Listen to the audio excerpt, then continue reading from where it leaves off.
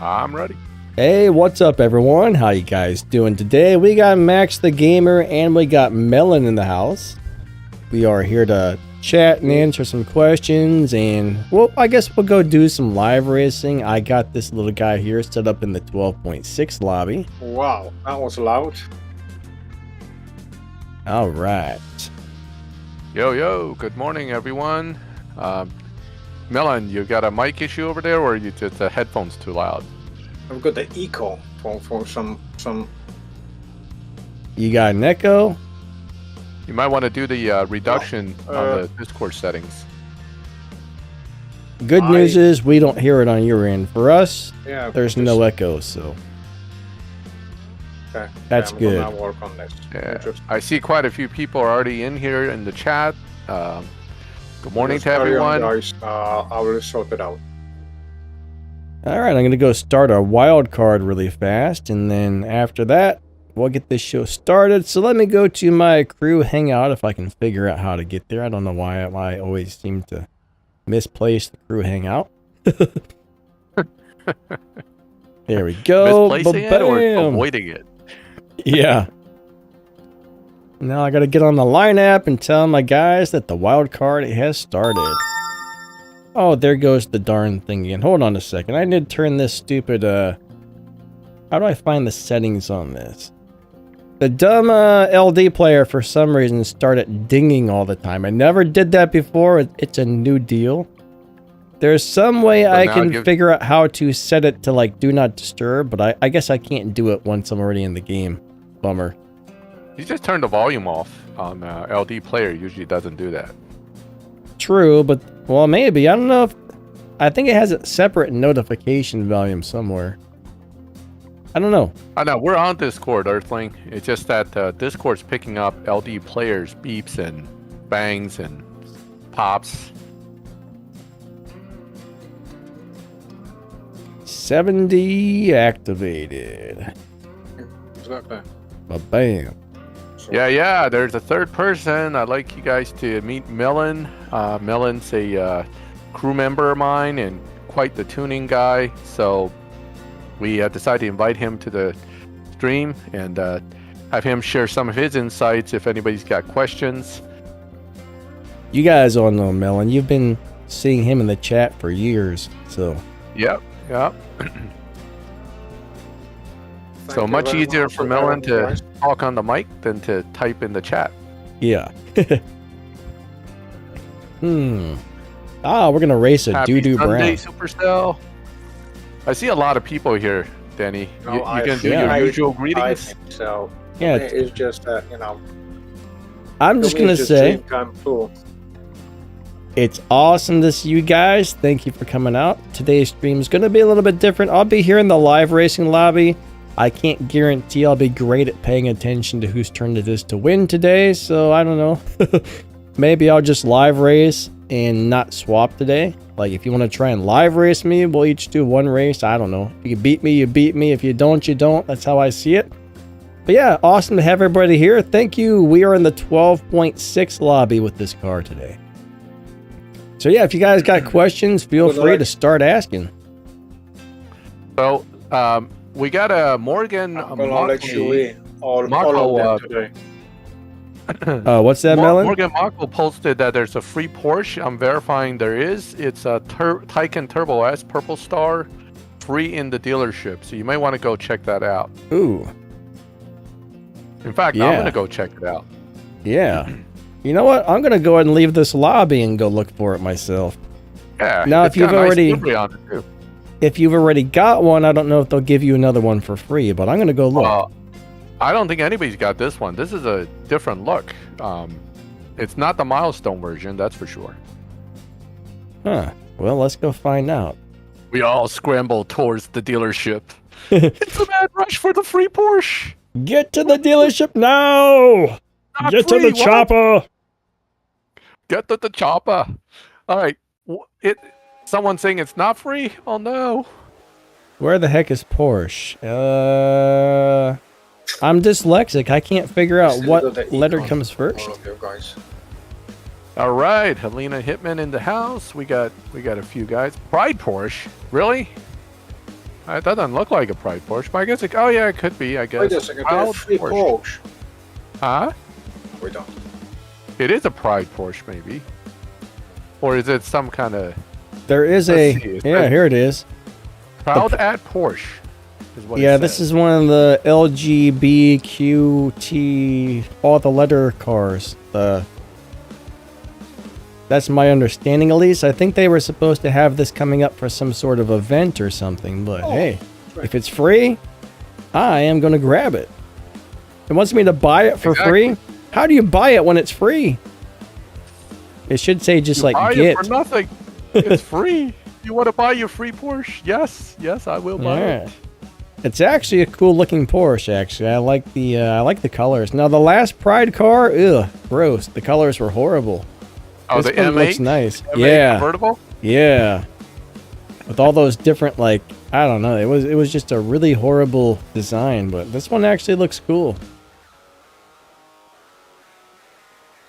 The last one was like completely rainbow colored for the whole car. Yeah. Huh. All right, now I got to figure out where my car was that I just had a minute ago. You know what? The easiest way to do this, we'll go back out to the thingy dingy, and we'll click on the Prestige Cup. Change cars. There we go. Back to the lobby, and now we'll go back out to live racing. 12.6 lobby. Okay. Yeah, I don't like gray, and this car's got it once again. Grayish livery. At least it's got some white in it. Max hates gray. I don't much care for the color overall, actually. This one's the livery's cool, but they call it Ghost. Ghost. I'm gonna ghost this car and hide it in my garage somewhere. I wonder if it's any good, because the regular Taycan Turbo S really isn't.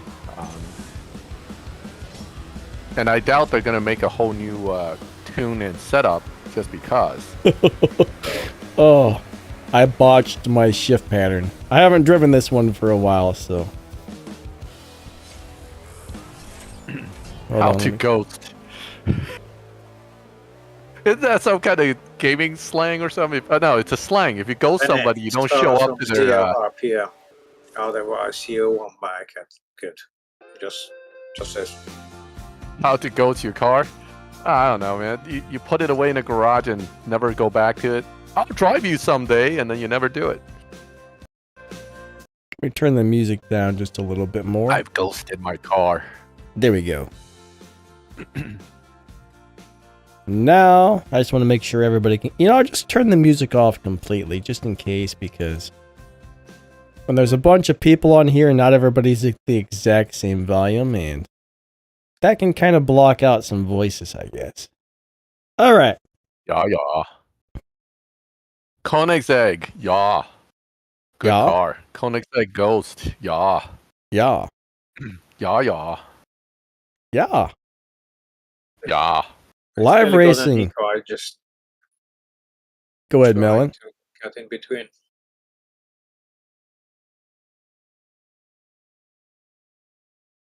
The Koenigsegg Ghost Squadron, it's a Ghost Squadron dedication to, I got the Eco, and then you keep talking. It's just, it's like we on a... I know why you have the echo. I know why you have the echo. Turn the volume off on YouTube itself. All the time. Melon, turn off the volume on YouTube. You gotta mute one or the other, either Discord or YouTube, because you're hearing it twice. And the volume off on YouTube. Completely. Is it better? Would that do? So what it does is you're hearing both Discord and YouTube when you have both on. So now you should only hear one. Wow. Wow. Can you hear me?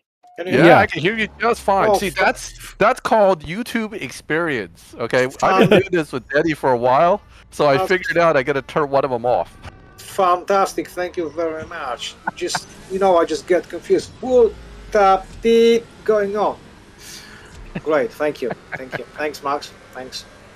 Very good. Very good. Something all right, wrong so with my car. Now we're in. We're all in, and we're all working. Good. Yeah, all Eddie, three of us are in. What are you doing with that car? You're just not shifting it well. I don't know what the heck I'm doing. I'm doing something really wrong. Yeah. Hold on a second.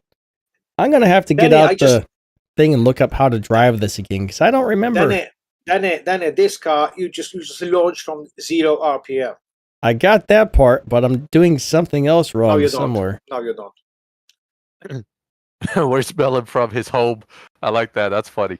No, Melon's from Helena Hitman Crew. He's Melon. You live in England, right?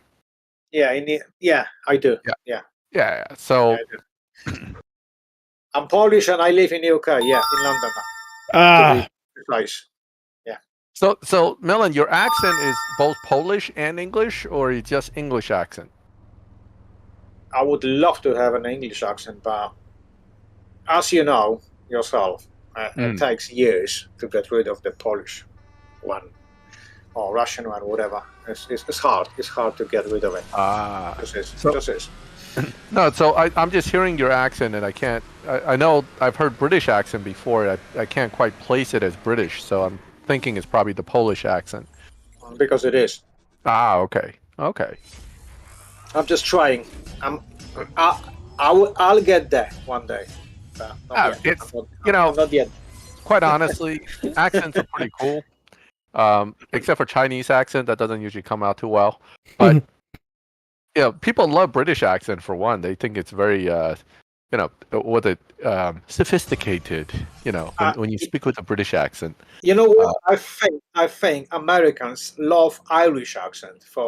I have no idea why, but well, there are a lot of very Irish is a big group of immigrants to America years ago. So, like in Philadelphia, where I live, we have whenever you have St. Patty's Day, the streets are jammed. Irish bars everywhere. So Irish is a big thing in the U.S. And that's probably why the accent is well liked. Of course it is. Of course it is. Besides, who doesn't like to drink, right? gotta go to the Irish bar and drink. Drink like the Irish, right? Look, I'm Polish. Yeah, so I'm really close to Irish. We all love to drink, so well, the Russians too, as far as I know. Yeah, exactly. Yeah. We all do. There's no question about that. We just all do. Adam McGregor comes to town, it gets wild. Yep, that's for sure. Anybody Irish on the in the chat? Oh, I messed up. Yeah, Morgan, it's electric, and the problem with electric cars, particularly the Taycan Turbo S, is Millen probably would agree with me. One, they do have pretty good Evo when you build them, but they're really hard to drive. And that's why I don't like them. I just tend not to want a car that actually requires a lot of effort to drive in the game. Absolutely. 100%. You're absolutely right. Actually, last week, someone just asked me, Ark or one of you guys just asked me, is the new super van and good in life? Yes, it is. As long as you can master the launch. Yeah. It's a good car. But, to me, it's just too chancy to be good. But it's a good car. No, I'm not denying it. It's very, very good car as long as you master the launch. It's fantastic. Yep. Yeah. In fact, that could be said for most of the new electric cars. When you're talking about electric cars in the game, they're all pretty decent. Some of them are fantastic, like the Hoonigan Audi is just fantastic car. But you must master the launch, or you're gonna be frustrated. Yes. When you're trying to get that perfect run. That Goodwood thingy is the same darn way, man. If you don't get your launch just right, you're gonna lose the live race. Really? I haven't even bought that car because Denny, you and I both tend to skip flash cars. I have bought a few, but I tend not to buy many. It's too much of an investment for the most part. Lookman says, I can't understand your accent. He talks about me. I get that. It's not the first time, not the last time. Anyway. I can understand him pretty good. I can understand you just fine. Yeah. The slimy weasel says that the slimy weasel says that the gross slimy turd says hello. Someone keeps telling me to go straight to 4th, but I don't actually need to. The car is already beating the dyno time, so I'm trying to prevent that. Yeah, but you know, the one who actually said straight to the 4 is absolutely right. He knows what he's talking about. Well, we'll give it a shot and see what she runs. That's what you're supposed to do. If we're lucky... Oh, it beat the heck out of the dyno time. That's not what I want. It destroyed the dyno. That gave me a 12.2, and it's tuned for a 12.6. Oh, God. You know what? I was trying to find a really, really good tune for this car, and they did. And one of our crewmates, or 2 of them, they really, really find a fantastic tune for this car. The problem I've got with that particular car is it just because the way we drive cars, zero RPM start. That's not what we do on a daily basis. That's why I hate this car. I'm not saying this is a bad car because it isn't. It's a good car. It's a good life racer. The problem is the launch. That's to me. This is the difficult part. It's weird for newer players, though, since they're not used to the launch button. This is actually kind of good, right? You still got to hit the launch button, though. But it's just weird. You got to hit the button, but you just leave the RPM at 0. Look for that to hit about 1, and then just hit the button. Exactly. Max is absolutely right. If you're a brand new player, don't know how the launch works, this is car for you. Just is. So Melon in my crew is known as the master of the Tier 4 cars because he and I have an ongoing joke about how much I hate Tier 4 cars and I never tune them, which in my defense is not totally true, but partially true. So he's the one that investigates all the Tier 4 cars in our crew. I tend to focus more on Tier 5 cars when I tune cars, but we share information and, he's taught me quite a bit about the Tier 4 cars, and we usually discuss Tier 5 cars together, and we tend to agree on what's good and what's not good. So it's been a lot of fun having Millen in the crew, talking about tuning, because not everybody's into that. Yeah, Melon definitely knows how to tune a car. Okay, Max, what you're saying, I'm just the poor people tuner. Tier 4 cars instead of Tier 5s. Poor people tuner, he said. Yeah. Fantastic. No, look, I just love Tier 4 cars, right? And is it wrong? I don't know. We all involved from Tier 1. We go for Tier 2, Tier 3, Tier 4, Tier 5. I just found Tier 4 to be very, very good cars, and then I just like to play with them. It's just me. I know. I don't know. Most people will go all the way up and just start playing with Tier 5 cars, including yourself, Max. But I really like Tier 4 cars. I really do. Tier 4 and Tier 5 are both amazing in my book. Yeah. So, I mean, here's the thing. Here's why I don't tune many Tier 4 cars, okay? I'll give you my honest reason. When I first started tuning and playing in the game... Max, you got me. You don't have to. I got you. That's also the side issue. But the real reason I don't tune a lot of Tier 4 cars, back then when I first started with Tier 5 cars, all the guys with Tier 4 cars in the slower lobbies used to raise bets against me because they figured it's an easy kill. Yeah. Right? And it's true. In the slower lobbies, the Tier 4s are usually better than most Tier 5s. So it became one of those issues where I just want to tune a Tier 5 to beat all the Tier 4s just because I can. And it became a habit. It's just like, I always see a Tier 5 and immediately tune it against the NSXR. I tune it against whatever's the hottest Tier 4 at the time just to see if that Tier 5's any good. And it's a great metric to see if a Tier 5's good, is whether it can beat a good Tier 4 in its prime lobby. So, hey Dave, hey, welcome. Hey. Listen, I know there's a discussion in the chat about accents. My attitude is, look, accents are fine with me. Let's not try to poke at anybody's accents. yes, it's true. Over the phone, it could be hard to understand certain accents. But having dealt with, broken English with my parents and clients all these years, I got used to it. I try to listen a little harder and slow down.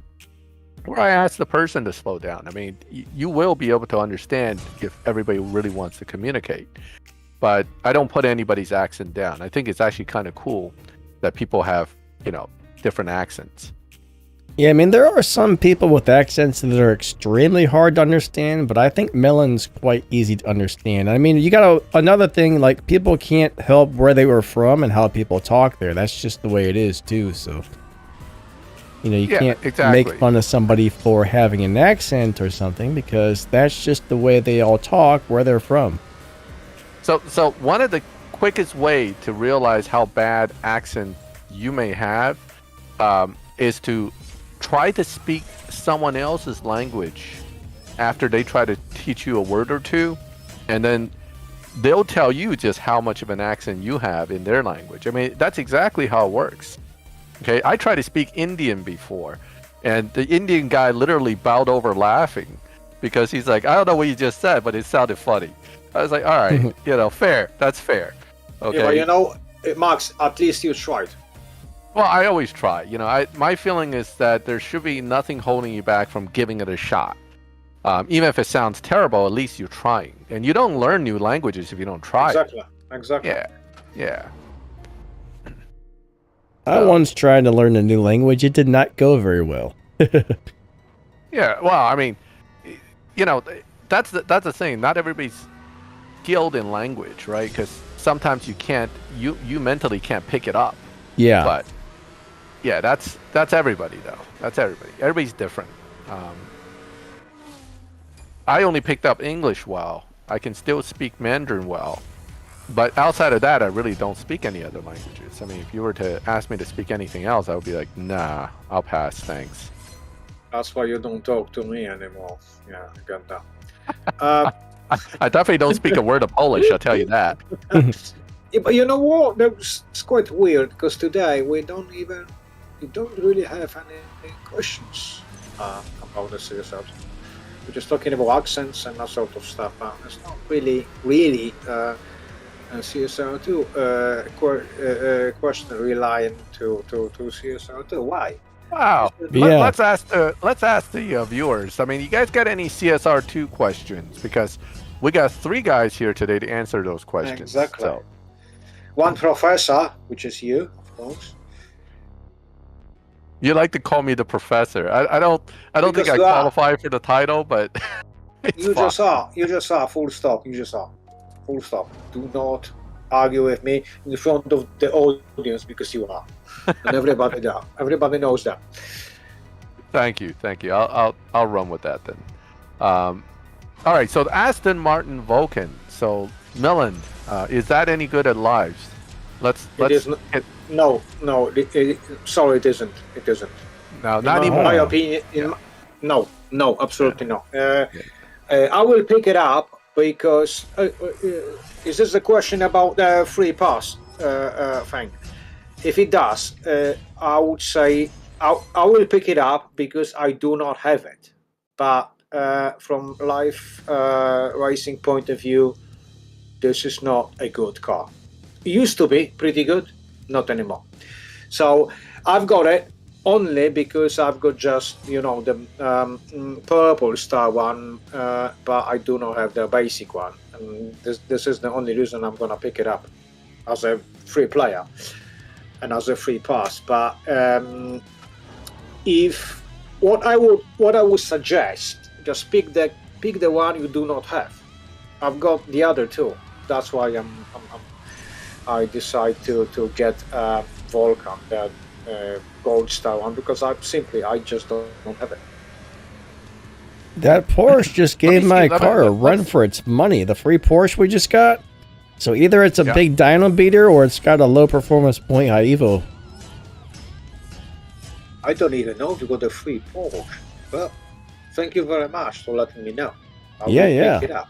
Oh, you got to thank Morgan's the one that posted it right at the beginning. Thank you, Mike. It could be McCall. Yeah.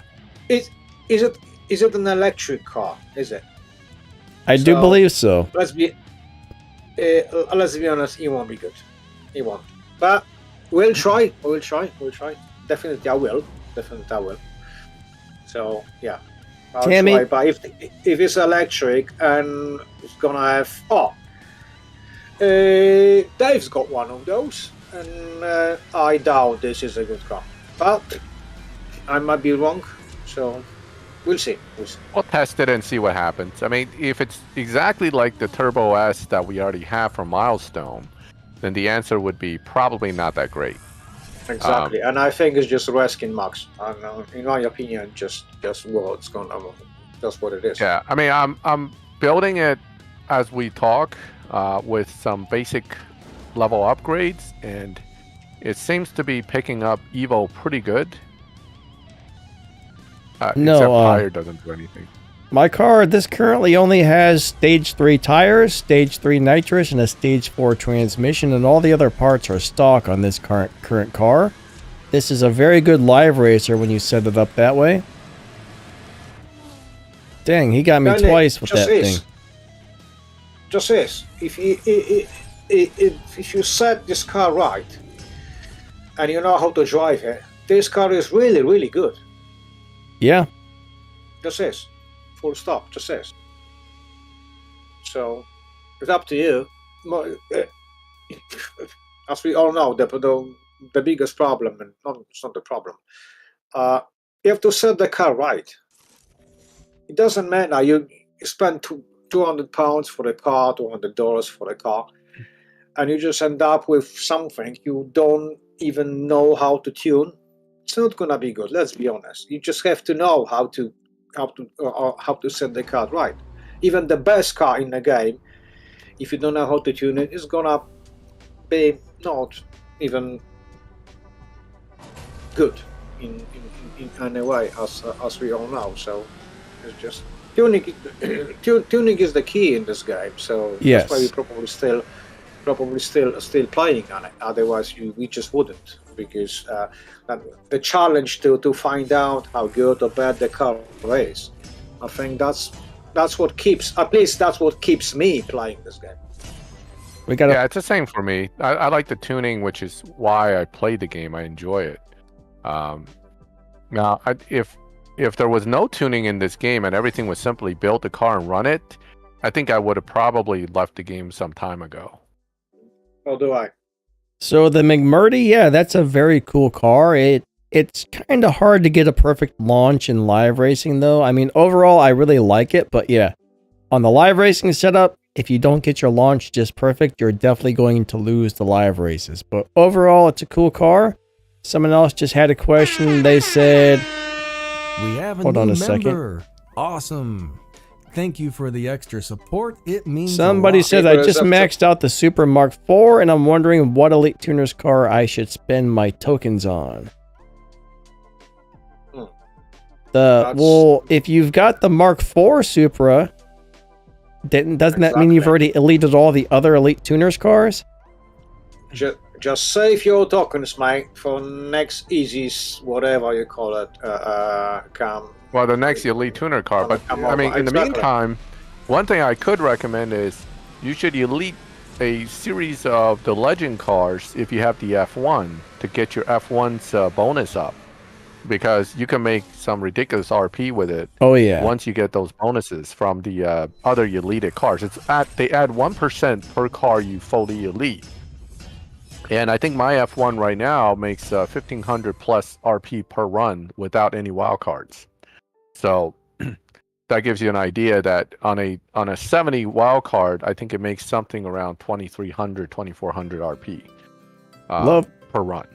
Love Patel says, Melon, what are your thoughts on Tempest? Like, when will it come? It'll never come. Tempest 4. You know what? Yeah. If we're talking about Tempest, do not ask me about Tempest, because I have no idea what you're talking about. The Max and then Danny, they are the masters of Tempest. I don't know nothing about Tempest. I'm sorry, guys. I just don't. We don't think it's ever going to show up. Yeah, I don't think there's any incentive for Natural Motion to bother with Tempest. It just doesn't seem to be a priority for them. What I would like to say, Tempest doesn't make any money for Natural Motion, so Right. I do agree with the guys. It just won't happen because it's sort of free stuff for all of us, all the players. Doesn't matter. You pay for the game or you don't. It will not happen. It just won't. It just won't because it doesn't make money. Yeah, it's all about money for them, but there's also a point that someone made before that on chat or on something. I can't remember exactly where, but we're getting cars that are ridiculously fast now, both tier 4 and tier 5s. For them to make Tempest challenging would be almost impossible because you have 6.7 second tier 5s and you have like 9 second tier 4s. They would have to make the challenge silly hard to make it challenging. And then all the players that are newer are going to complain bitterly about it because they wouldn't have any cars that can do it. So older players won't be satisfied. Newer players won't be satisfied. It'll be a lose-lose situation for them. It wouldn't make any sense to do it. Yeah, my McMurdy was doing very well at live racing. I actually put out a video for it, I think, the other day. Hopefully that video went live. It was supposed to. I'll have to check and make sure, but... I think with the question, Stacks actually asked, is the new CSR chassis number 3 gonna be a good live racer? No, it won't be. It's not a good car. I'm sorry, it just isn't. I've got it 2 days ago. Tried to play with it, and no, it's not a good car. I'm sorry, it just isn't. It looks nice. The way it looks, but apart from that, I'm sorry, it's just. I would love to be a really, really good car, but it isn't. So just isn't. Yeah, a Hypermax, I agree with Angels saying Hypermax lobby is getting too big. Hypermax is getting too messy, in my opinion, with all the different range of cars. Because anything faster than 7.7 can end up in Hypermax. And then you have cars that run 6.7s all the way to 7.7. That's a whole second variance.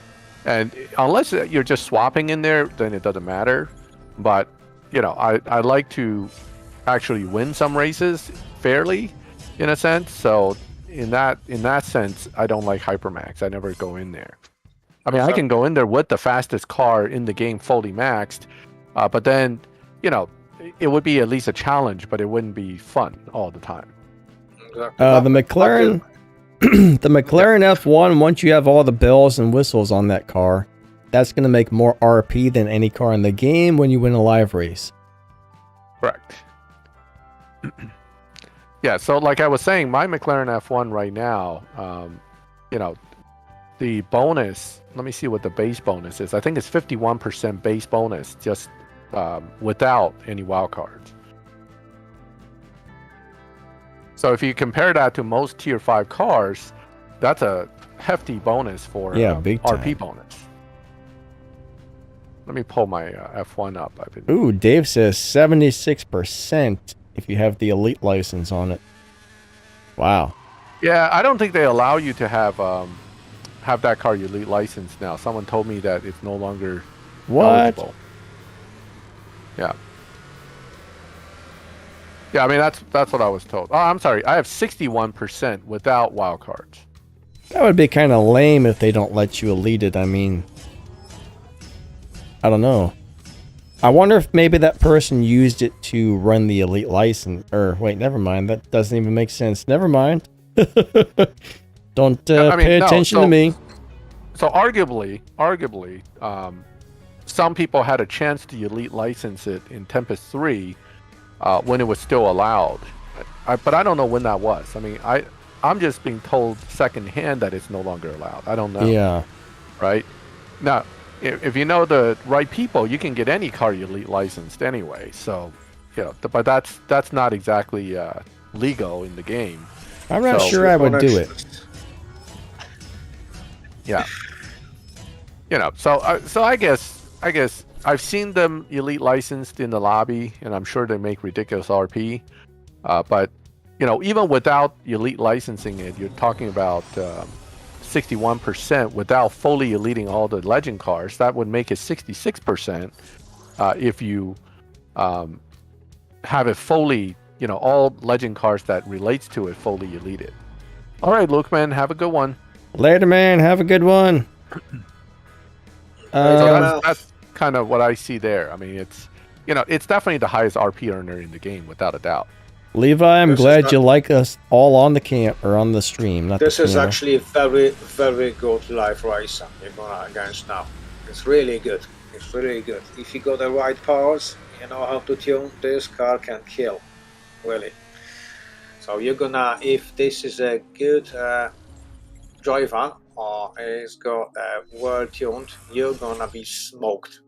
Danny, I'm sorry, you just will. This is very, very good car. Yeah, there's about 20 different bosses, I think, in total. Well, you figure 5 bosses, 3 Tempests, that's 15 bosses, and then you have the original 5, so that's 20. Yeah, there are bosses to beat on Tempest only, and also the original bosses. There are no bosses to beat in other events, in that sense.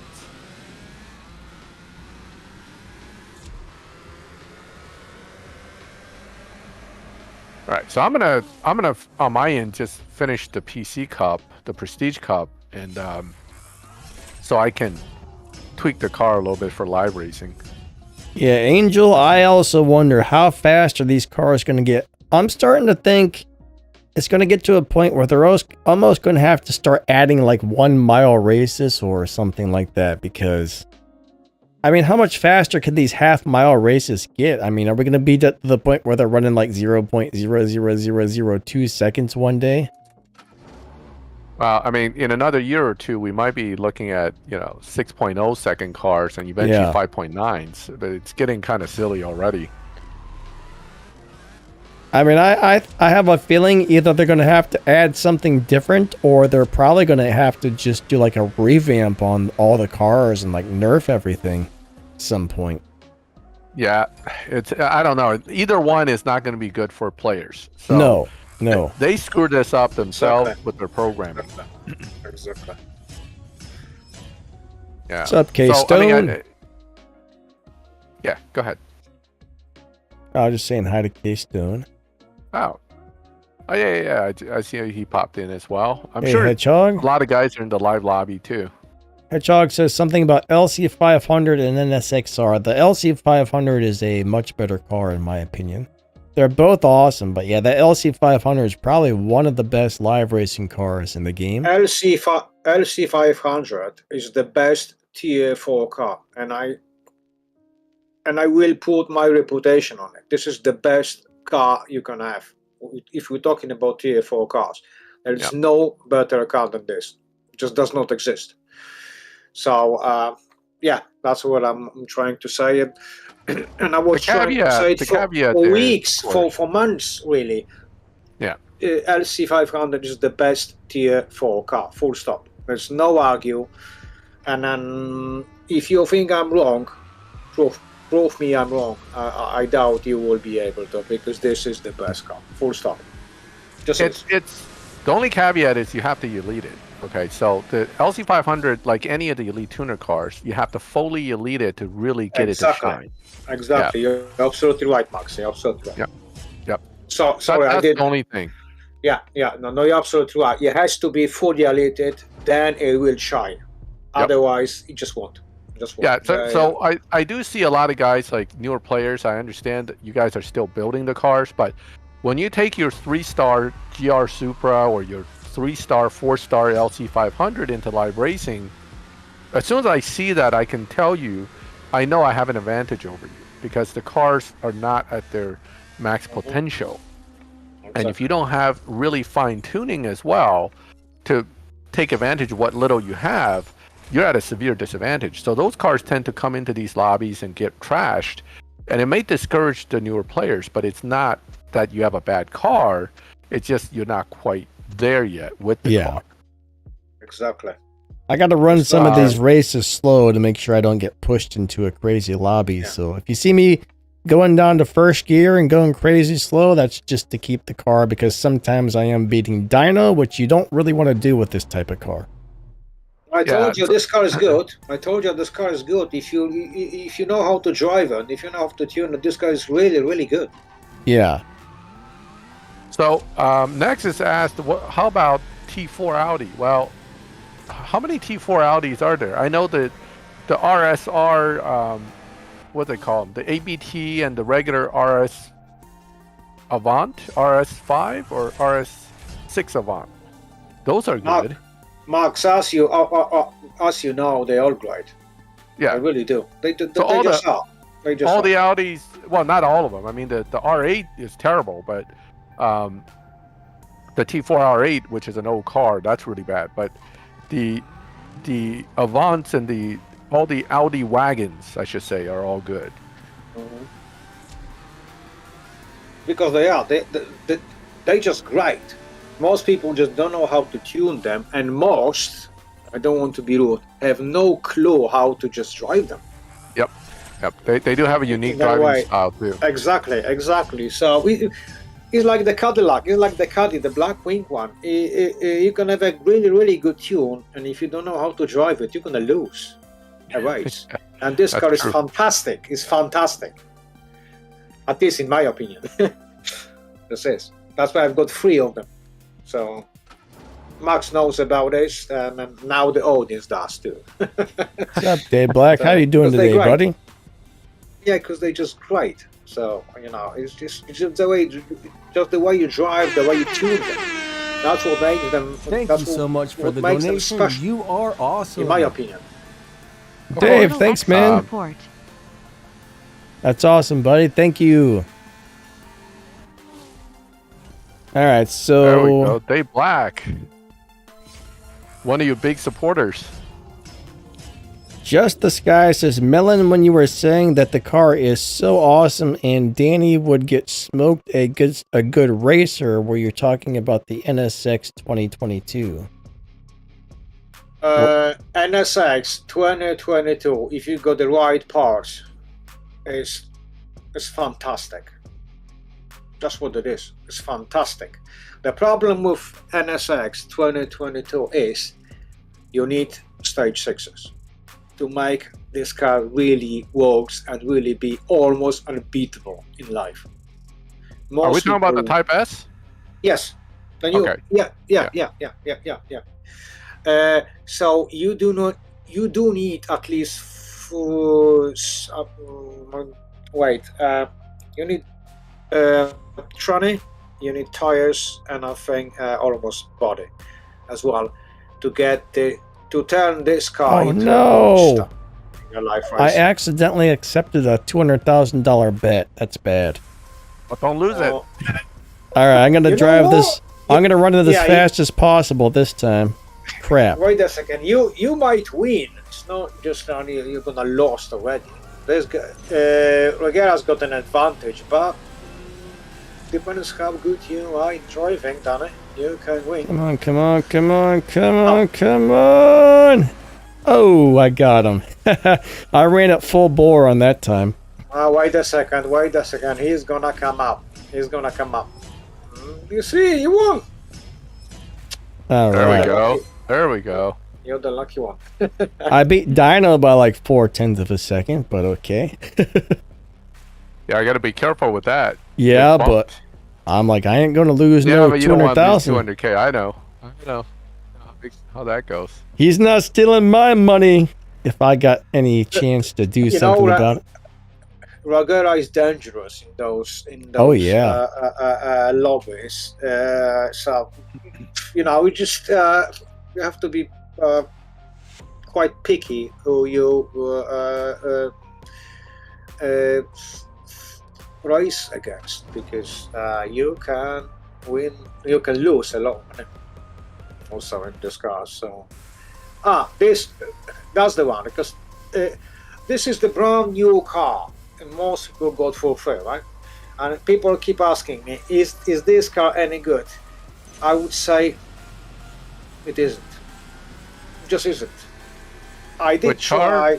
The new Murta, whatever. No, yeah, the Max, the white one, the racing car, the racing mission.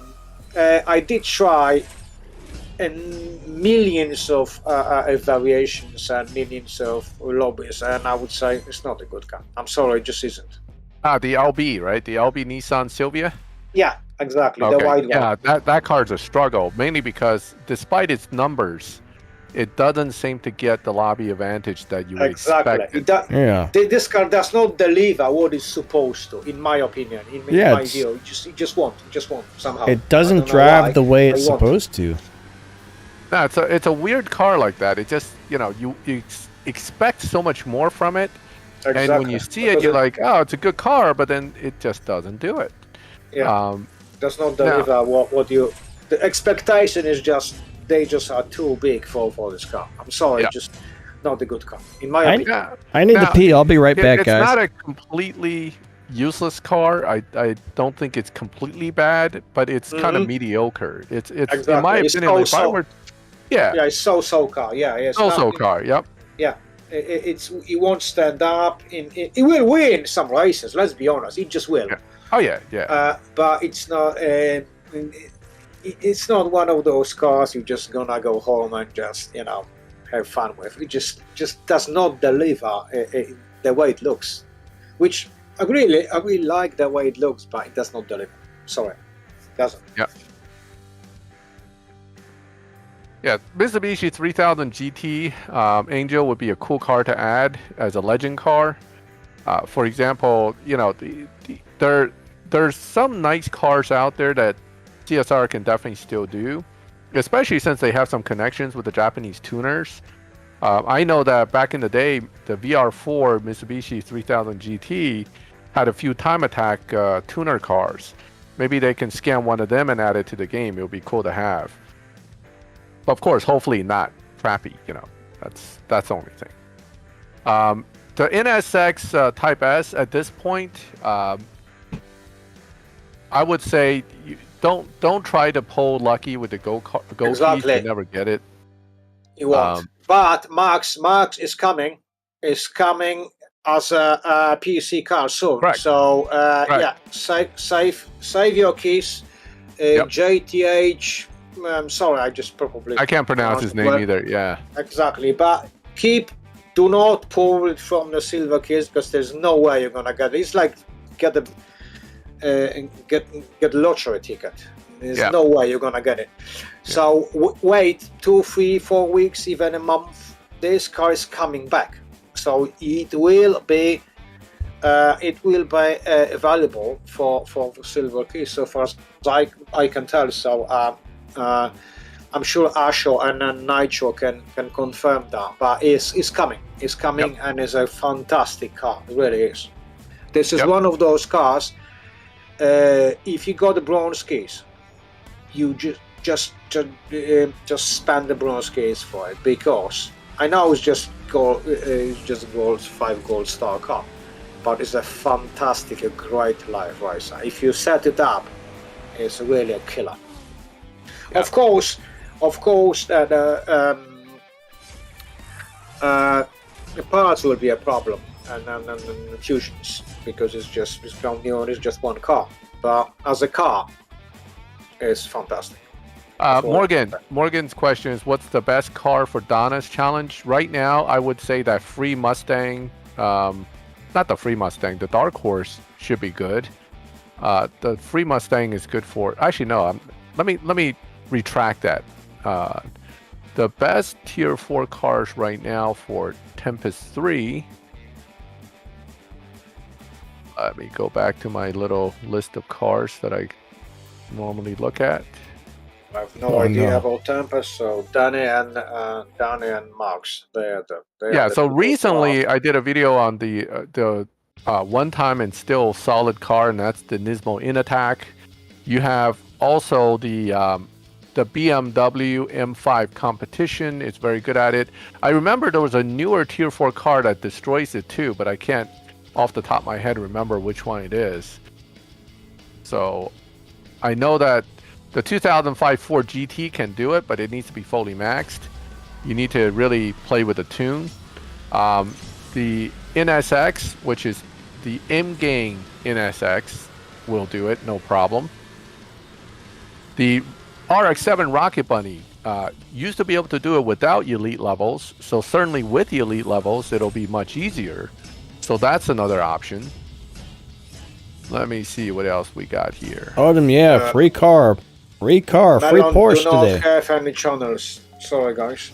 Just Yeah, so those are all capable cars for that. The LC500 will do everything but the last sprint. So you can always use the LC500 and just switch in like the Ford GT350 or a Dodge Viper just for that last sprint. So Yeah.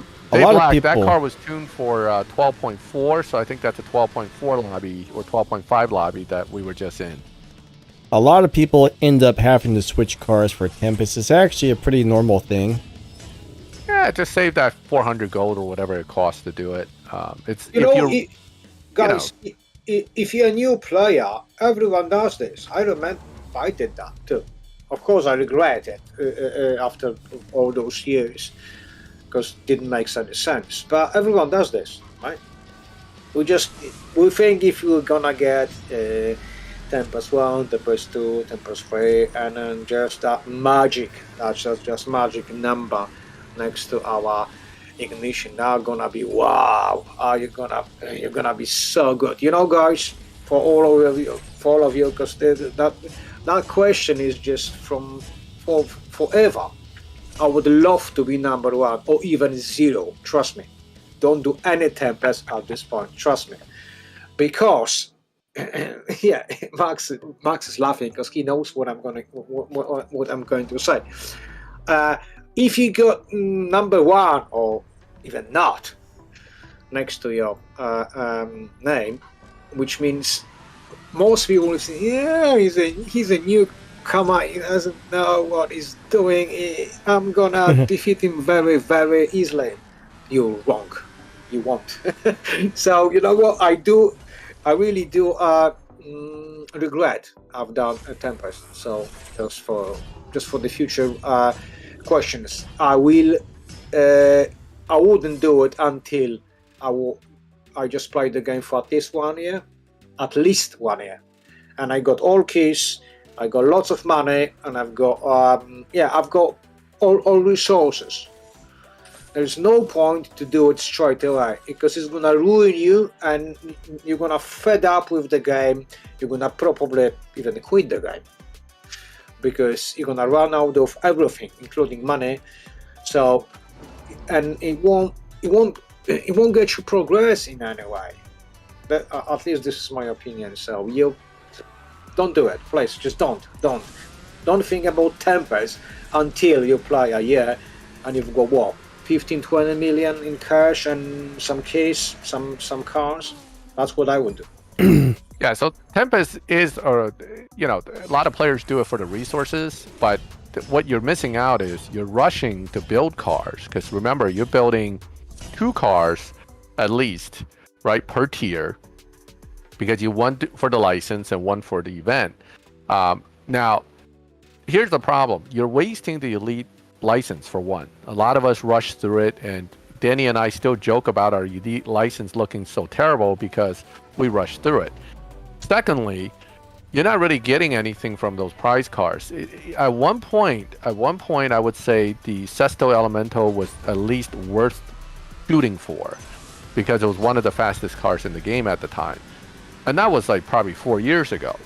So now, none of the boss cars are really of value, other than, surprisingly, the Civic hatchback from Angel, which I love. Other than that, even Fenn's car, which used to be a good bot hunter in Tier 2, nowadays I don't see that being as useful either. Tier 2 is dominated now by the 250 GTO. And exactly. Yeah, so a lot of these cars that used to be awesome boss cars in a sense are really not worth the struggle nowadays. Take your time, join a milestone crew. That's actually more important than finishing Tempest. Join a milestone crew, collect cars. This game is all about collecting cars.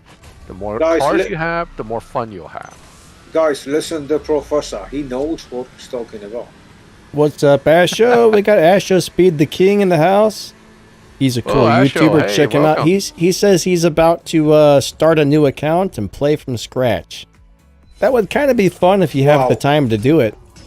I wouldn't even do that. That'd be like torturing myself. From the scratch. You are brave. You are brave, man. I wouldn't do that. I just wouldn't do that. It's a struggle. I mean, in a way, no. it's easier than before because we got all these free cars. Max, but still, that's too much of a struggle. And wait a second. Would you do it? No. I mean, I did it a few times for video purposes, and I have a new account that's been sitting for 2 years that I keep looking at and refuse to run. You know what? Even with the knowledge I've got at this point, from you, from Danny, from all of the guys, I would not do it. I just wouldn't. It's just too much work. I'm sorry, just too much work. You really have to want to do it, right? Exactly. It's just have to be something. I don't know. I wouldn't do it. I wouldn't do it. It's just too much work. It really is. Yeah. So OFR Smokey says the next Elite Showdown is going to be very interesting since they're using the GR Supra.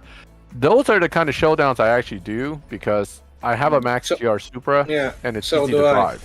Yeah. So do I. So I'll be competing in that. I tend to avoid showdowns otherwise. It's just not that interesting to me. So, Anlin, if you're talking about this car here that I'm driving, I don't really remember, but I did make a video about this one where I review it. More than likely, that tells you whether or not it beats Tempest. Max or Melon, do you know if this one beats Tempest 3? I would almost guarantee it does. I mean, any of these newer tier 5s. Yeah. So, you just have to make sure you can run faster than 8.7. Then you're pretty much set. Oh, this car, does it sprint well too? I don't know, because some of the sprints are difficult on Tempest. So that's what I don't remember if it's got the 0 to 60 times needed or not. Yeah, I don't know, because here's the biggest problem with the newer tier 5 is they all have tire spin, okay? Or you have to skip gears to get 0 to 60, 0 to 100 runs. And most of them are not as good as some of the older ones that would just destroy the sprints, but they struggle a little bit more with the time and the actual speed traps. So it's a balancing act. So speaking of the Vulcan, right? You want a good Tempest car? That Vulcan will destroy Tempest 3 tier 5. It's a good car. It's a good car. It's a good car. Yeah. It just doesn't work in a real, let's say live or racing environment. But it's a good car. Just a good car, yep. Otherwise, for Tempest, when we talk about Tempest versus live racing, this is where you really have to make a distinguishing of the two, because what is good for Tempest can be really terrible for live. Exactly. And what is good for live doesn't necessarily make it good for Tempest. So it works completely both different. ways. Yeah, you're absolutely right. It works both ways. Yeah. Let me see. You got me sitting here tuning this LV Silhouette again, even though I know it sucks. It's like anytime people talk about a particular car, it just gets me to start tuning it again just to see if I can figure something out, anything. Yeah, I do exactly the same, and just get back to them. And guys, really, just don't, because it's crap. Yeah. It just refused to work with you. Yeah, exactly. It just won't work. So, let's be honest, 90% of the cars, from our perspective, I'm talking about live racing, they just crap. They just are. Yeah. And so we have to just pick those 10%, which is not always easy. So to saying, I've got 300 cars. Yeah, but only 5-6 of them are good. The rest are crap. Yeah. Because that's what it is. Some of the best looking cars are the crappiest. Monatel, you're saying you're having a hard time shifting the Supra. It's really easy to shift. I mean, we got some videos about it and whatnot, but I mean, I think it's just launch and then you shift a couple of gears really quick and hit your nitrous. I don't remember the exact shift pattern because I usually set mine up for live racing, but it is a very simple one overall. The shifting for Supra is always the same. Perfect, SISP, second, third. nitro. That's it. That's what it is. I think second to third you could shift at like 2,000 RPM, or 2,300, which is almost instant. But there is a slight benefit to shifting it right on that 2,300 RPM. Max, for 3 or 4 stars Supra. Oh yeah, it wouldn't make a difference. Yeah, it won't make any difference. No, I'm sorry, it won't make any difference. You're right. Just won't. Yeah, but I mean, fully you need. We're talking about where that little minute piece makes a difference. The other thing is, if you don't have S6 nitrous yet, and a lot of guys won't, then it might actually pay to use nitrous in fourth instead of hitting it in third, because you don't have enough duration. Yeah, Asho, lots of really awesome cars in this game that suck. They look amazing, but they suck in the game. It's kind of sad, really. You would think some of the super cool cars would be the better cars, but not all of them are. Yeah, like the S2K, amazing car in real life, and in the game I haven't found one that I can use yet. And there's a few dumb cars in the game that are really good in the game. You're just like, why did they do that? Doesn't make sense. I'm not complaining about the Elantra Inn, okay? It turned out to be quite the beast in the games. I'll take whatever bone they throw at me. All right, so Jeet is stuck at the loading screen. So sometimes you just have to let it sit there for a minute and then shut the game down and then open the game again. Sometimes you have to do that 2 or 3 times. Another thing that helps occasionally is to go clear the game cache, but those are the only things I really know of. Hopefully you're not having a major glitch, but normally if I get stuck on the loading screen, I let it sit there for like a minute or 2, close the game, reopen it, and then it usually loads right back in after that. William, the joke, I call it the joke. One of my crewmen is gonna kill me in a minute anyway. The joke we've got in the game with the engine from the Nissan, it's you would not believe how fast this car is. Yeah, it's got a GTR engine. Exactly. And then you know what? I bet you don't have a car who can sort of the line as quick as the GTR Juke is. So still in a game even today, this car is not that bad. I mean, I wouldn't call it lobby dominator or one of those. Lobby killer. Yeah. But it still can kill all 60-70% of the cars. Yep. So it's still valuable, very, very good car from a tier 4 point of view, of course. Yeah. It's just good car. Full stop. Just says. Joe Newman, Team X in the house. Joe Newman is the team leader for Team X Racing, one of my other crews that I'm with. And I think we are still looking for 1 or 2 people for that crew. So, if anybody wants to join us, we're happy to have you. Of course, you got to follow the rules. We had to kick one guy because he kept adding tokens to the 30 card, even though we told him not to. So yeah. Max, why did you kick them out? Because he keeps adding token to the wrong wild card. That's one of the basic rules. Yeah, William, yes, I do love tier 4 cars. Yeah, I just do, because I think to play with tier 4 cars, Max will tell you that in a minute. I just attached to a tier 4 cars. I just like tier 4 cars more than I do in tier 5 cars. I don't know why. It's just me. Well, there are a few reasons I see, Melon, as why. One is tier 4s are not supposed to be the ultimate cars, right? They're a whole tier lower than the tier 5s. But in their lobbies, you'll face tier 5 cars. So there's a good feeling when you take the, quote, not as quick cars and beat the guys that are supposed to be, quote, better. That's one piece. The other piece is, and this is a really important piece, is the price to upgrade a tier 4 car in-game money is much cheaper than a tier 5. So, you know what? I think to me it's just, you know what? I just came to point to rise in tier 4 is just first love, right? You're not gonna no, Max, you're not gonna fall in love the same way. The first one is just the one. And I fall in love in the tier 4 cars because I could beat tier 5 cars in sort of way. And that's why I keep doing this, and I keep, as you already know, I keep tuning tier 4 cars because I just fall in love with them. Alan, yes, the Venom GT Spider should beat Tempest 3 if you get enough parts for it. Most tier 5 cars will beat, unless you have one of the really slow tier 5 cars, but most decent tier 5 cars will beat Tempest no problem. They will, easily. Yeah. If you have one of the really crappy ones, no.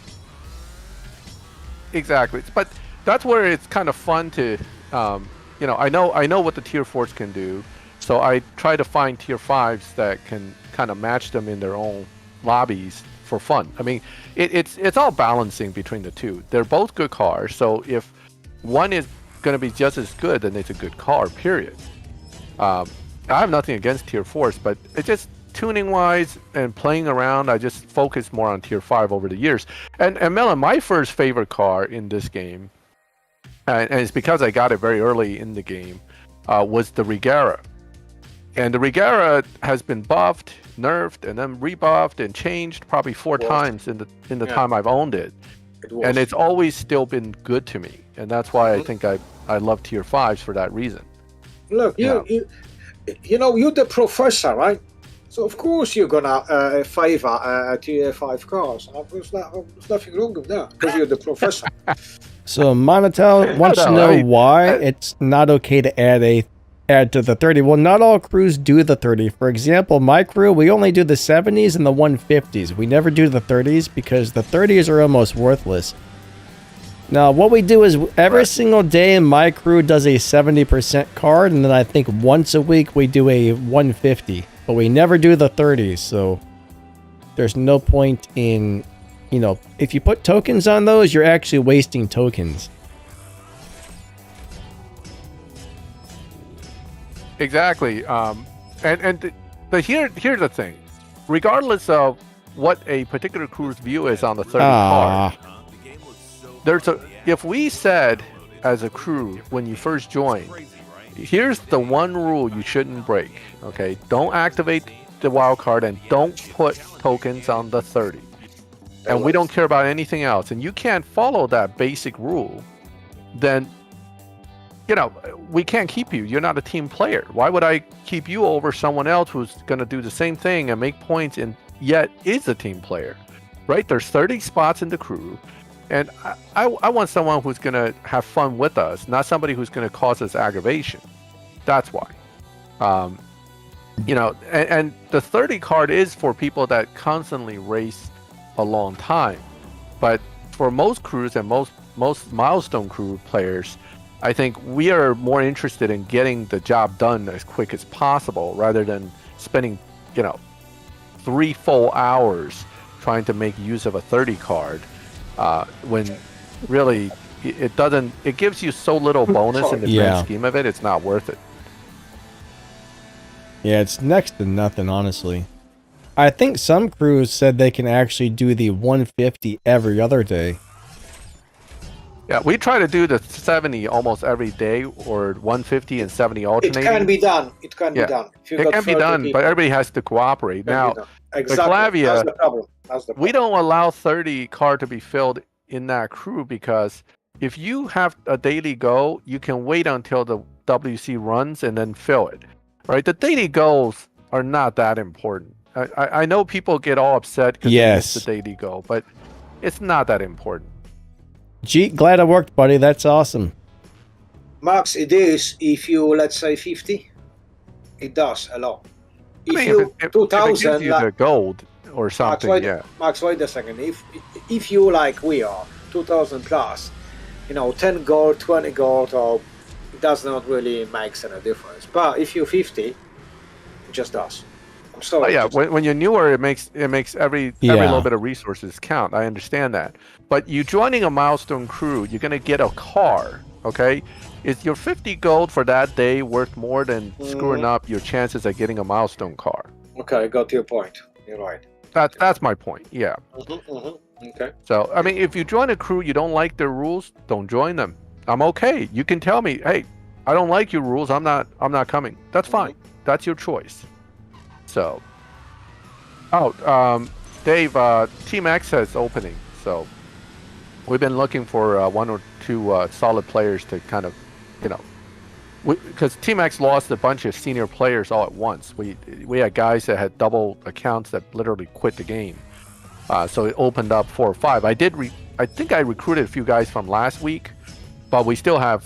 Joe, you can chime in. We still have what, 2 or 3 at least open. Really? Wow. Yeah. It was a little bit of a struggle for a season there because we literally had to make milestone on like 20 players actually playing. And then, out of the 20, only 10's really pushing. So, the top guys really had to put in an effort. All right, Angel, have a good one. Angel, take it easy. I just saw a comment. Somebody said they're having a hard time launching the Gamera in live racing. I do have a video all about that. It's pretty easy to launch. I don't really remember it doing anything other than just like taking off like normal. You know what? Gamera is just it's like an electric car. If you can master it, there's no car can beat you. Almost no car can beat you. You got to get a perfect launch. That's the tricky part about that car. Exactly. Yeah, same with the Regera. The Regera is very sensitive. You have to... In fact, as much as I like the Regera, I'm surprised I hate the electric cars. Because I got used to launching perfect with the Regera. But I guess it's just... I already put so much effort into that one car. I don't want to learn another one the same way. It's just, to me, that's just too much effort. Max, you know what? In sort of way, Regera gives you... You've got that time to make up the time you just lost on a launch. In electric car, you just want. I don't know why I don't know why and how does this work, but it does. So in my it's just a great car. I'm sorry, it just is. It just Regera's got that great tune for lower lobbies. Gamera is also the same way. In fact, out of all the brands in the game, Koenigsegg have probably the best cars in the game. Yeah, some of the best cars in the game. Yep. Yeah, exactly. The one is sort of crappy, but the rest of them, they just. I mean, the Gara RS isn't very good. There are a few, but most of them are good. Yeah, the one was a disappointment. Rest of them is just fantastic. They just are. There's no. We won't argue with it because there is no arguing.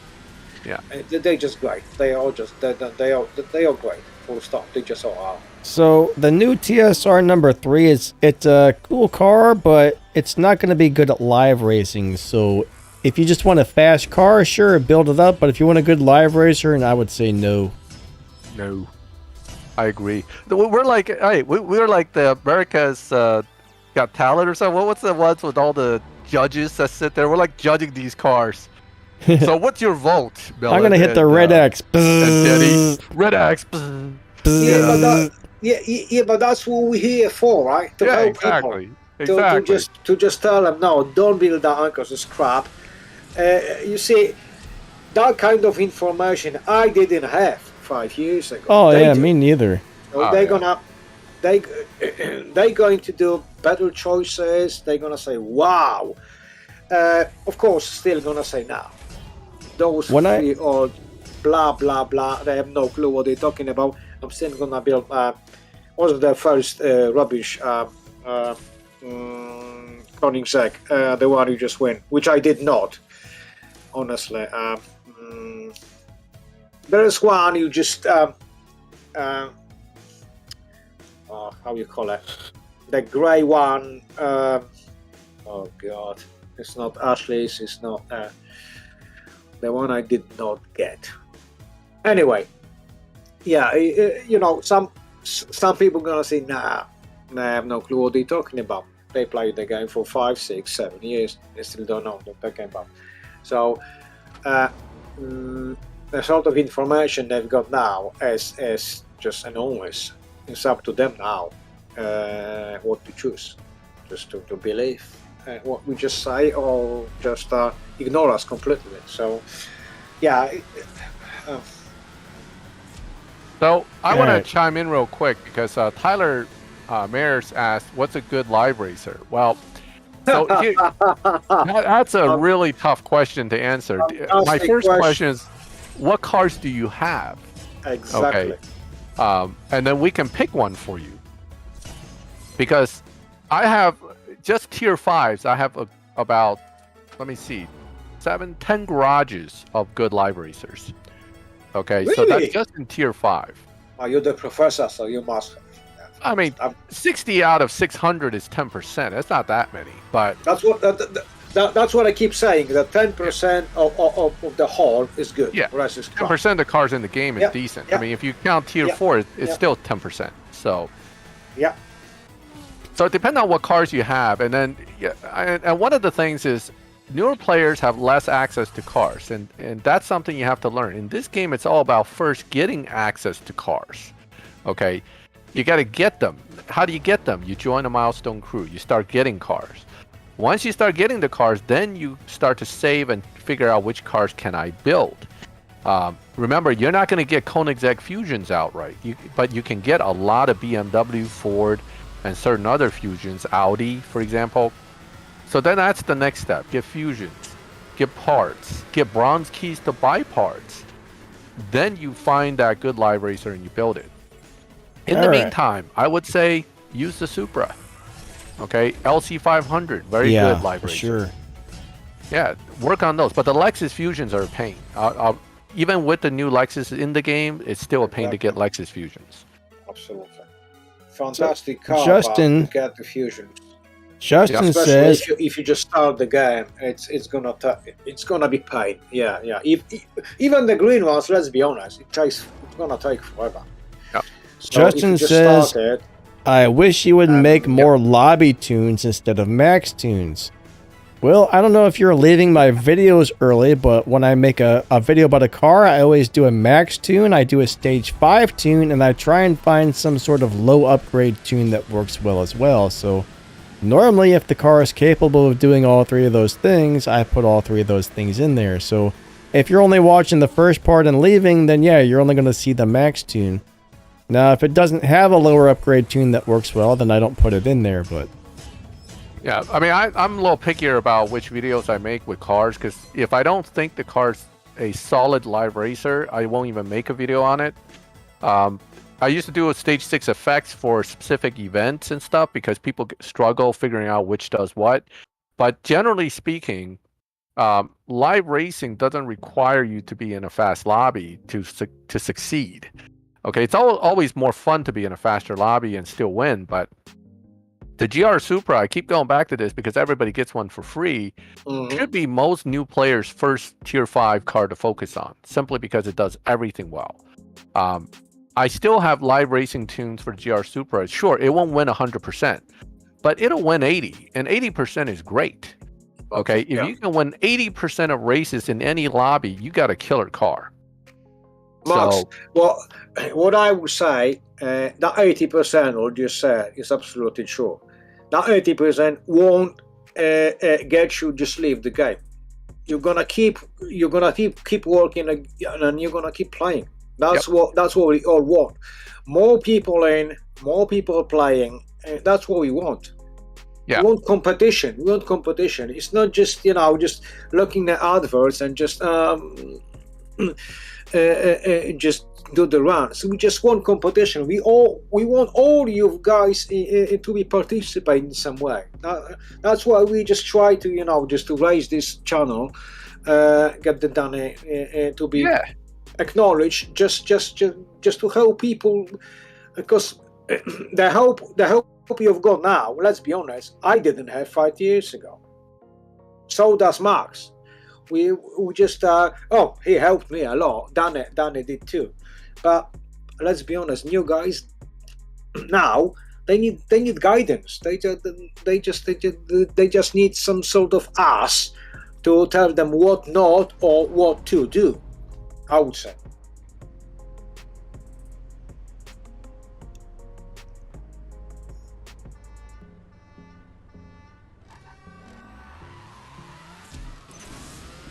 nobody knew back then. You're that old. Nobody knew back then. Yep. Not many people knew what a whole lot. I mean, there are people that it goes back way back, and don't forget the game's changed a lot too. So what worked 5 years ago doesn't work today, right? So before we get too far afield here, let's go back real quick. Asked, is the 5-star, a 5 gold star Elite Tuner's T5 Corvette Stingray good for live racing? The short answer is yes, to a point. It's not excellent. It's good, but you really want the purple star on it for those final fusion slots before it's really good. Okay, we're talking about the T5 Corvette, Melon, which is actually decent. Okay. Not the T4. Sorry. Okay, Yeah. you're absolutely right. Sorry. Yeah, T5 is decent. The T4 is not good, even though it does beat Dino. But so that's a decent Corvette. The Audi Avant, all the Avants are good. So Justin, your Ram TRX might have been good for a while and then kind of went bad. And a lot of players run into this problem. There's two things that causes that. And Melon, feel free to add your information if I miss anything. One is people don't stop upgrading their cars when they're in a good spot. Okay, there's a curve as to how good these cars are. Some cars are good in every level of build, but most are not. Most are only good at a certain level of build, and then it starts to go downhill. So push it too far on the build, and your cars start to be less competitive. That's one issue. The other issue is people don't know how to slow down. They run their cars as fast as they can, even though they're crushing the other guy. And the computer tracks that and says, hey, let's move you to a faster lobby. Now your car can't win. So those are two main reasons I find newer players kill their cars, is that one, they keep building it, and two, they run it too hard. So anything else you guys want to add to that? Feel free to. I mean, that's just my observations generally. No, Max, you're absolutely right. It's what I do not get until this point. People just start. They have no money. They have no keys. They've got nothing. Let's be honest. They have not even green or blue parts, fusions, and they just try to build the car as high they can have. Which, like you just said, it does not make sense, because most of the cars, they're not as good as the best. But there is somebody like you, the professor, you're supposed to tell them that. Because they wouldn't listen to me, but they will to you, or Danny. I've been telling people that for like the last 3-4 years on the YouTube channel, but I don't know how many people actually listen to what I'm saying in my videos. Yeah. I don't want to use the bad language because the kids might be listening, but they just do. Yeah, I mean, we've been saying that for a long time, that it's all about lobbying in the right lobby. If you get to the right place, stay there for a while, enjoy the wins, get the keys. Remember, I want to win in live because I want to collect those keys. That's one of the primary goals. Right? So don't push your car beyond that too quick.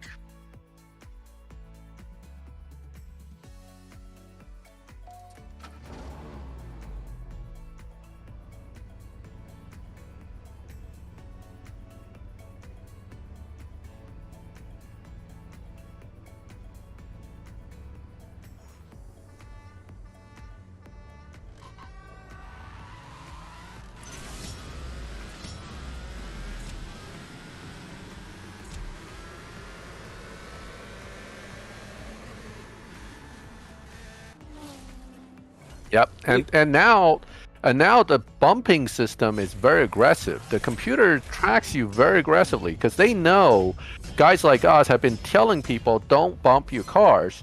So the game developers trying to protect newer players by bumping everybody as fast as they can.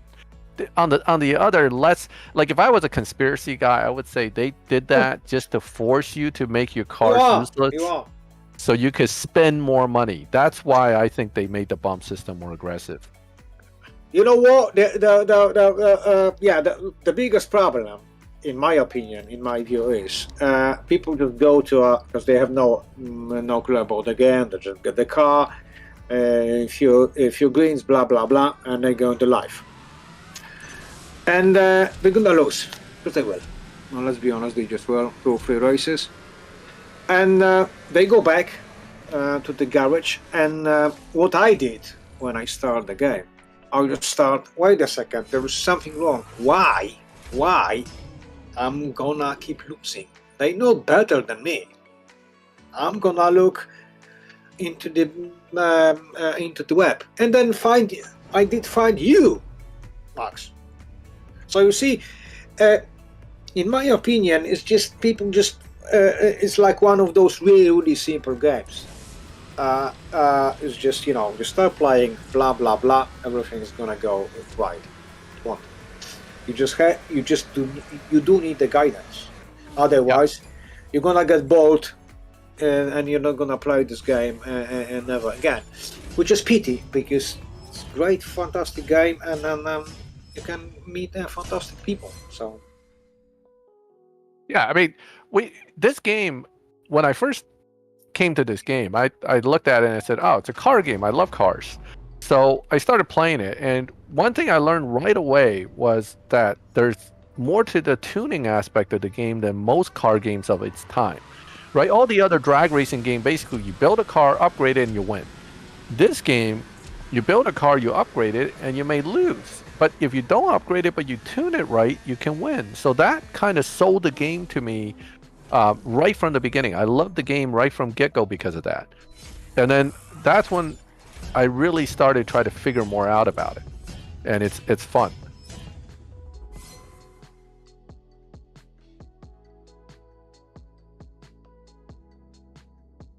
Yeah. It's so complex. People just don't get that when they started. How complex this game can be to be successful. Let's be honest, because to be successful in this game, you have to learn a lot. Otherwise, you're not gonna be successful. You're just gonna start, I don't know, swapping or something. Something I would not. It just if you wanna be successful, you have to learn the game. And then it's absolutely right. It's got, so this Max is a lot to learn in this game. A lot, really a lot. And we're not talking about 1, 2, 3 weeks. It takes a long time to get into the game. Yep, it does. And resource management is key. And this game, it's all, remember, the developers' goal is to make money. Okay, we have to understand where these app games are coming from. They don't have a game if they don't make a lot of money. So everything in the game is designed to get you to spend that money. But you can play it free if you choose to play it free. But to do that, you have to be willing to let go of some things. Okay, you don't want to chase events. You don't want to chase these particular cars. You just do what you can. But one of the key things this game did, and this more or less kept me in the game, I was about to quit at that time, was they introduced the milestone crew. When I first started this game, there was no milestone car. You're top 30 or something, or you get nothing. You get a PC card, that's it. And you have to spend, and there was no loyalty either. So you could spend 10,000 keys to get that PC card. So that was not fun. And in fact, a year into the game, I was ready to kind of call, well, maybe not a year. They introduced a milestone in about 6 months. But 4 or 5 months into it, I was ready to quit. And then they put out this news, we're going to introduce milestones. And that changed the whole game for me. And since then, I love the game. I've been playing all these years because, hey, every season, which is 2 weeks, I get a car. I mean, it's not always a good car, but hey, that's what the whole game's about, collecting cars. Most of the time it isn't, but yeah, that's what we do, right? Yep. And Robert's right. Race Pass is a resource killer, and it's designed that way. Okay?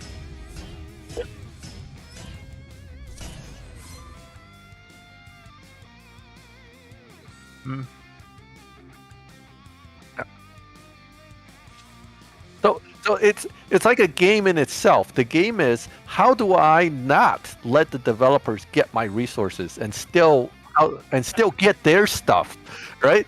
That's a new game. That's how I do it. I'm a free player, and not many cars can get me. Let's be honest. So you don't need money to and all the fancy cars to be successful in CSR2. I'm sorry, you just don't. No, you don't. Just You have don't. to how to. Well, you should still contribute to the game somewhat, right? We do want the game to stay here. Exactly.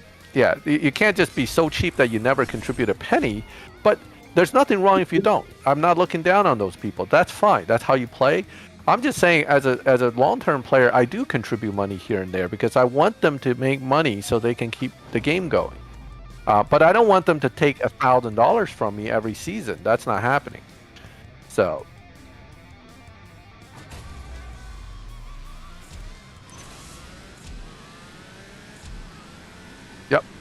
Yep.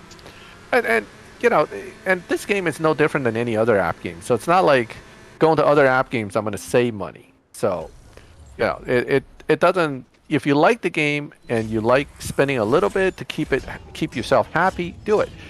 Hell, sometimes I look at it like this. I didn't drink 6 lattes this week, so I can afford that car. Big deal, right? Yeah. That's how it goes.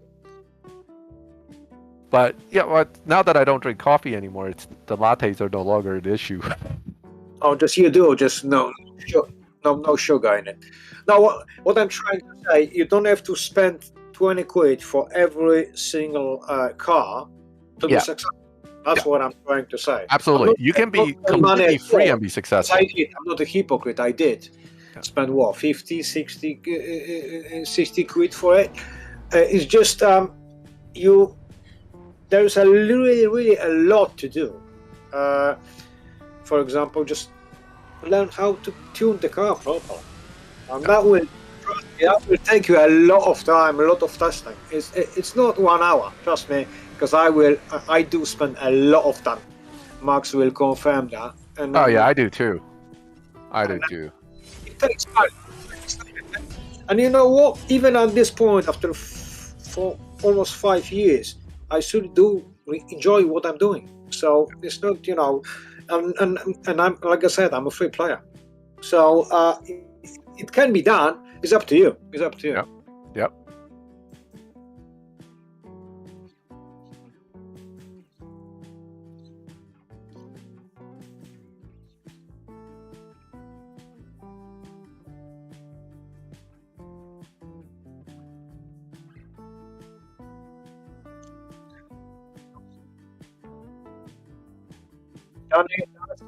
Danny. Yeah. Danny, that's the whole point. Makes money. So yeah. Oh, so speaking of time spent, what's your hours spent in the garage, Melon? I'm curious because I and you too, Danny. I'll tell you how many hours I spend in the garage. You know what? The screen is not. It's not gonna be big enough. Trust me. It's gonna be a ridiculous number. I have thousand plus hours in there. So yeah, same as me. Yeah. So I have 7,500 plus hours in playing, plus I'm about 10,000 hours into this game. Logged in time, like time I'm actually logged into the game.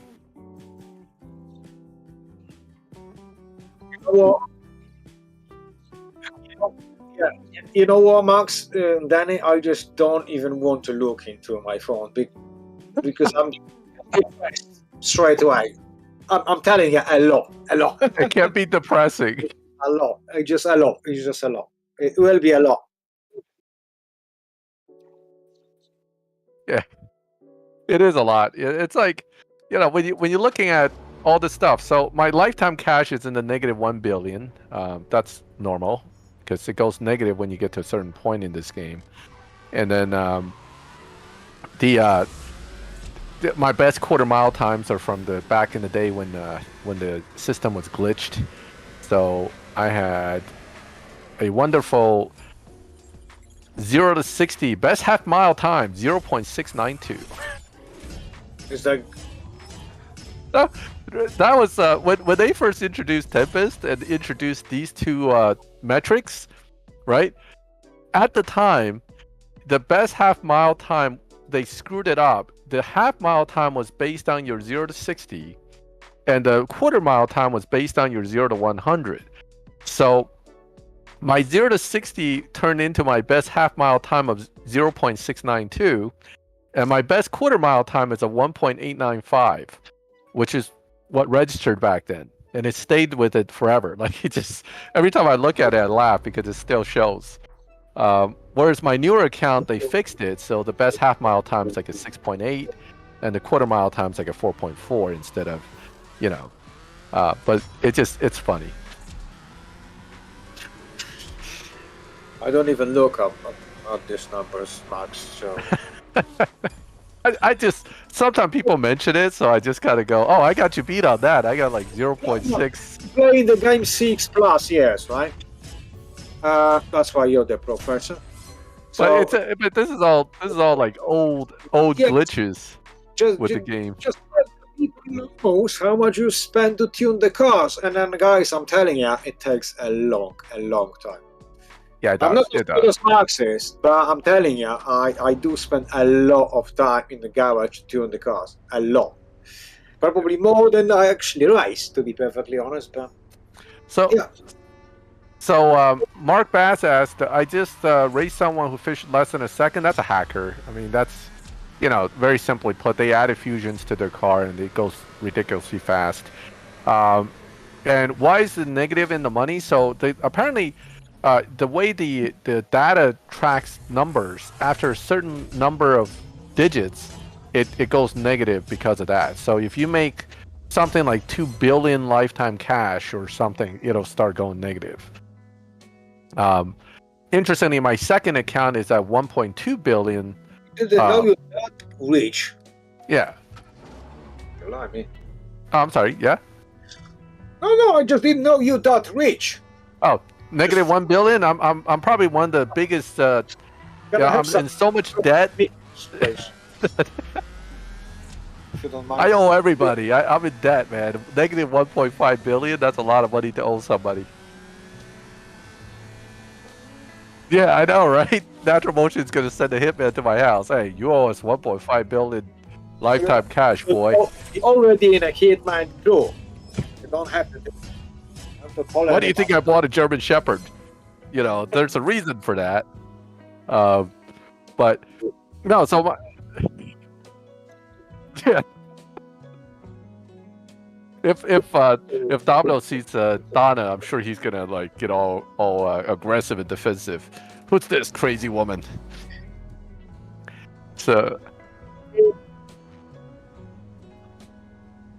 yeah, she is. It's funny. I mean, the way they did all this, you wonder if that's intentional or if they just didn't think about it. You gonna pull keys? You're gonna pull keys with me, huh? Let me tell you what you're gonna get. Here's a birdie for you.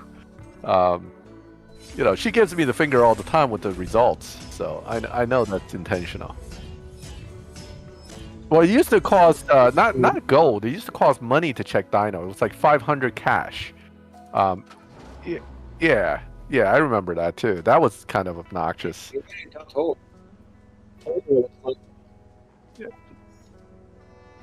Well, every time when you're a tuner, you're using that dyno repeatedly. So every time I check my tune, I'm like, God damn, another 500, another 500. Yeah, it does add up.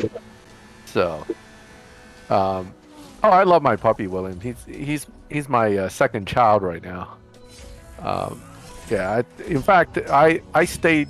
Part of the reason I'm on the chat recently is because I sent my wife and son on vacation, but I didn't go because I wanted to make sure the doggy's taken care of. So I'm stuck at home with the doggy, and therefore I can get on Discord. Your wife just kick you out. Yeah. Well, I mean, yeah, I'm actually hiding in my mom's basement. I'm just not telling you guys. Thank you very much. Otherwise, you wouldn't be here. So, thanks a lot, mate. Audio's breaking up. That's not good. Can you hear me? Yeah, we can. I can. Yeah. Was it 175 cash? Was it that cheap? Because in my mind it was more expensive than that for some reason. But wasn't much, but it adds up. Like I said, 1,000 here, 1,000 there after a few tries. It adds up. Danny's sleep driving. Are you sleep driving, Danny? Leroy, is that no? If I may, I've got a question because Leroy just raised that. I did actually put my EVW in racing. Is this car really any good? The VW is good. The problem is the same as the other cars. It's just, well, it's not as good as the Supervan. So let's make sure we tier the car properly. My microphone was muted. They couldn't hear me. Oh, really? Yeah. Well, that's why. Sorry, guys. I accidentally hit a mute button somehow on the microphone, and yeah. Yeah, so I think pound for pound, the Supervan's better than the VW, but the VW is not bad. And then from there, obviously, the Hoonigan Audi is better than the Supervan.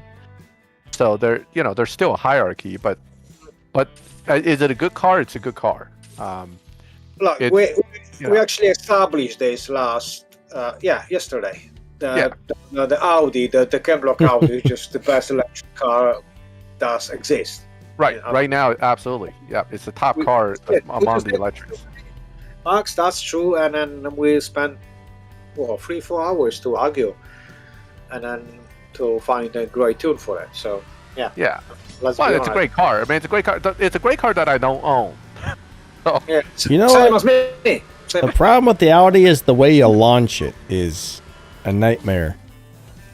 That's all electric cars, to be honest. But this car can beat. This car can beat almost anything. We just discovered that yesterday. So you do have a car can kill almost any car in this game. It's up to you how you drive it. Yeah. And of course how you tune it. But you've got the tool. Now how do you use it is up to you, mate. Yep. And what's interesting about the Audi, and that's what led to the big argument, was that it's still dominatingly good in the 8-second lobby. Which, most cars that we're talking about that are good live racers start to lose that benefit around 9-second lobbies. Okay, this one does not. Does not. It's really good. Like, it stays, competitive all the way up. Maybe not in the 7s, but definitely in the 8s. So the Hoonigan Mustang, unfortunately, to me, isn't nearly as good as the Audi. It's not even close. A lot of Audis are good. There are people that love it, but actually, a lot of Audis are great live racers. Like all the RS ones. Yep. All the Tier 4 RS ones are really good. That one just romped me, and I ran my car all out. Oh yeah. Well, if he knows how to shift it, don't forget they can run really decent amount under dyno too. So they can dyno 12.6, run 12.0. It's one of them cars. The Huna Pegasus is good. Again, I don't own it. But between the Huna Pegasus and the Audi would trump it. Yeah, that's a given. Okay. Audi will kill it. Yeah, absolutely. Yeah, would kill it. Yep, absolutely. Especially in anything slower than 8.6, it'll just, it's going to carry lobby advantage. So what happens is you think you're matching an Audi that runs what you run, but it's not. It runs like 5/10 quicker than what you can run. Yeah. 911 Turbo S992 is just basically, I made a video about it. It's only good with certain setups, and it's just a scam. It's not a good car. It just beats dyno like 2 or 3 seconds. It's not a good car. It's a scam. It won't go along for forever. You will be bumped with. Yeah, it's not a good car. Yeah. That's how we not talk about good cars. Yeah. It doesn't matter how good is to down tune. It's how good the car is to set it up normal way. Without down tune. Yep. We never talk about down tune because it's just wasting time. 911 992 is a scam car. There's nothing to do with good life racer because it is not. Hey, what's up, Hedgehog? Yeah, so what down-tuned cars can do is they can beat you to make money, right? And the ABT Avant can be tuned to run a lot under dyno as well. So can many other cars.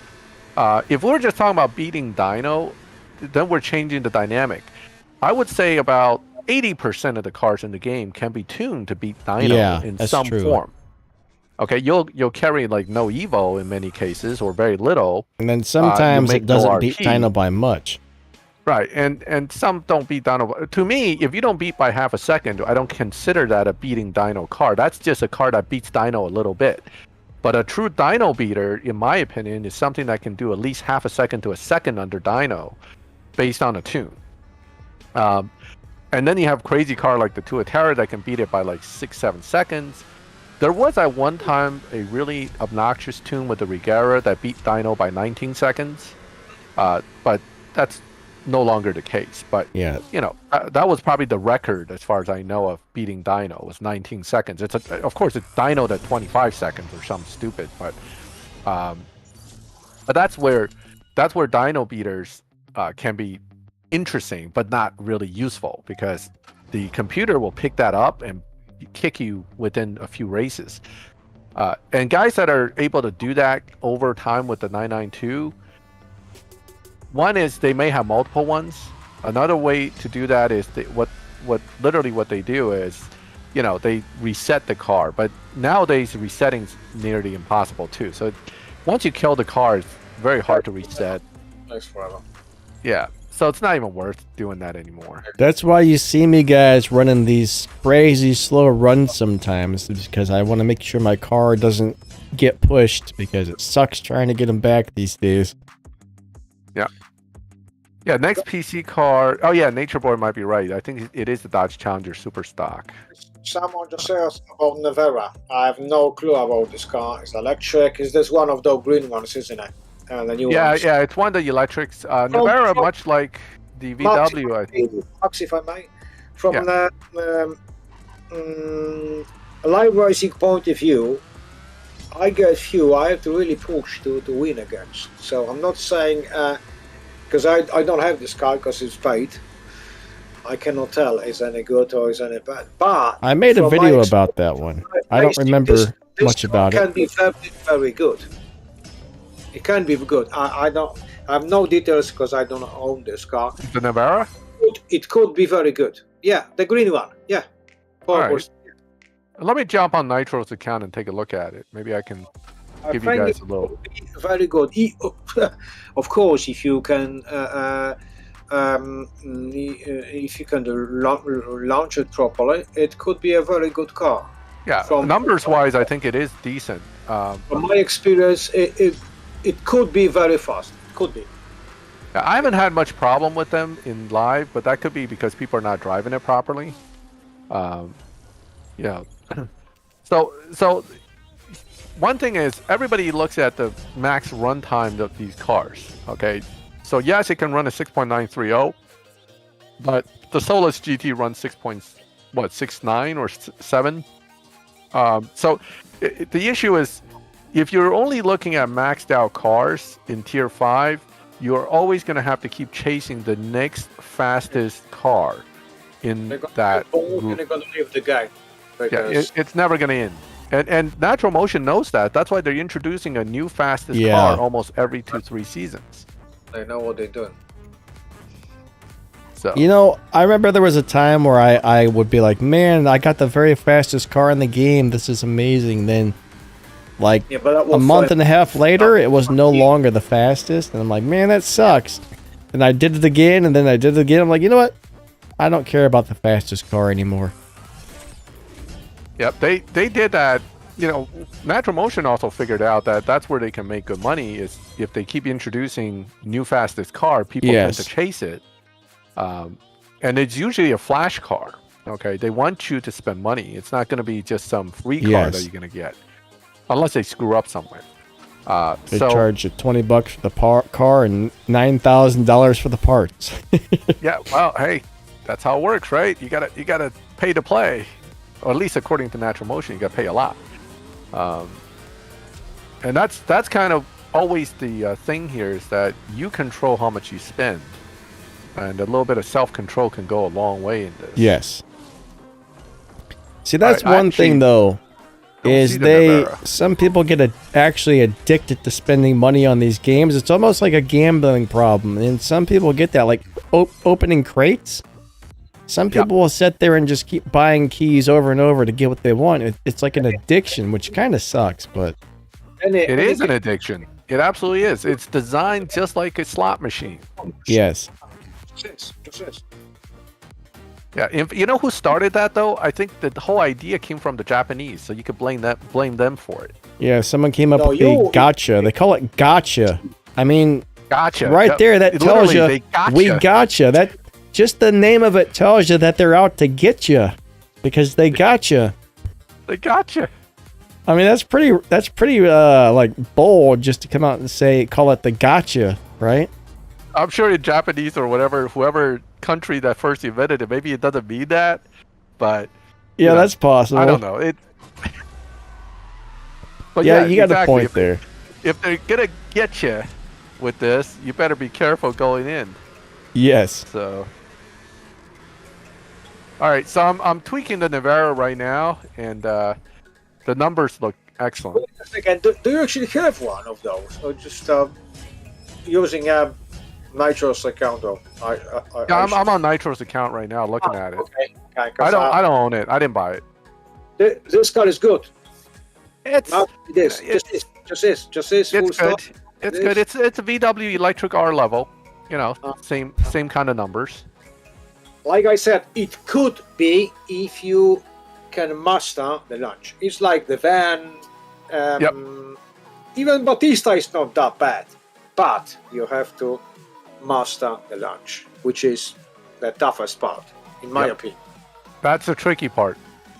All right, so 639, 2000 plus, 2100 plus Evo. So it's solid. It's if you drive it, dyno's at 10.585. Let me try to run it. I'm not even going to use the launch button because I don't want to screw it up that bad. It could be good. It could be competitive. Let's put it this way. It's gonna be slightly tricky to launch.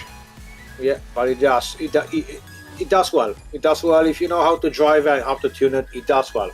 Yep.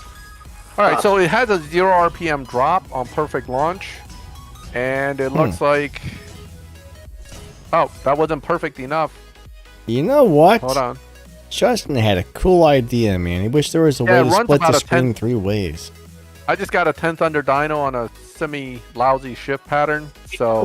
Dyno like, what, 150, something like that? If you do it's it good. right. Yeah, it's good.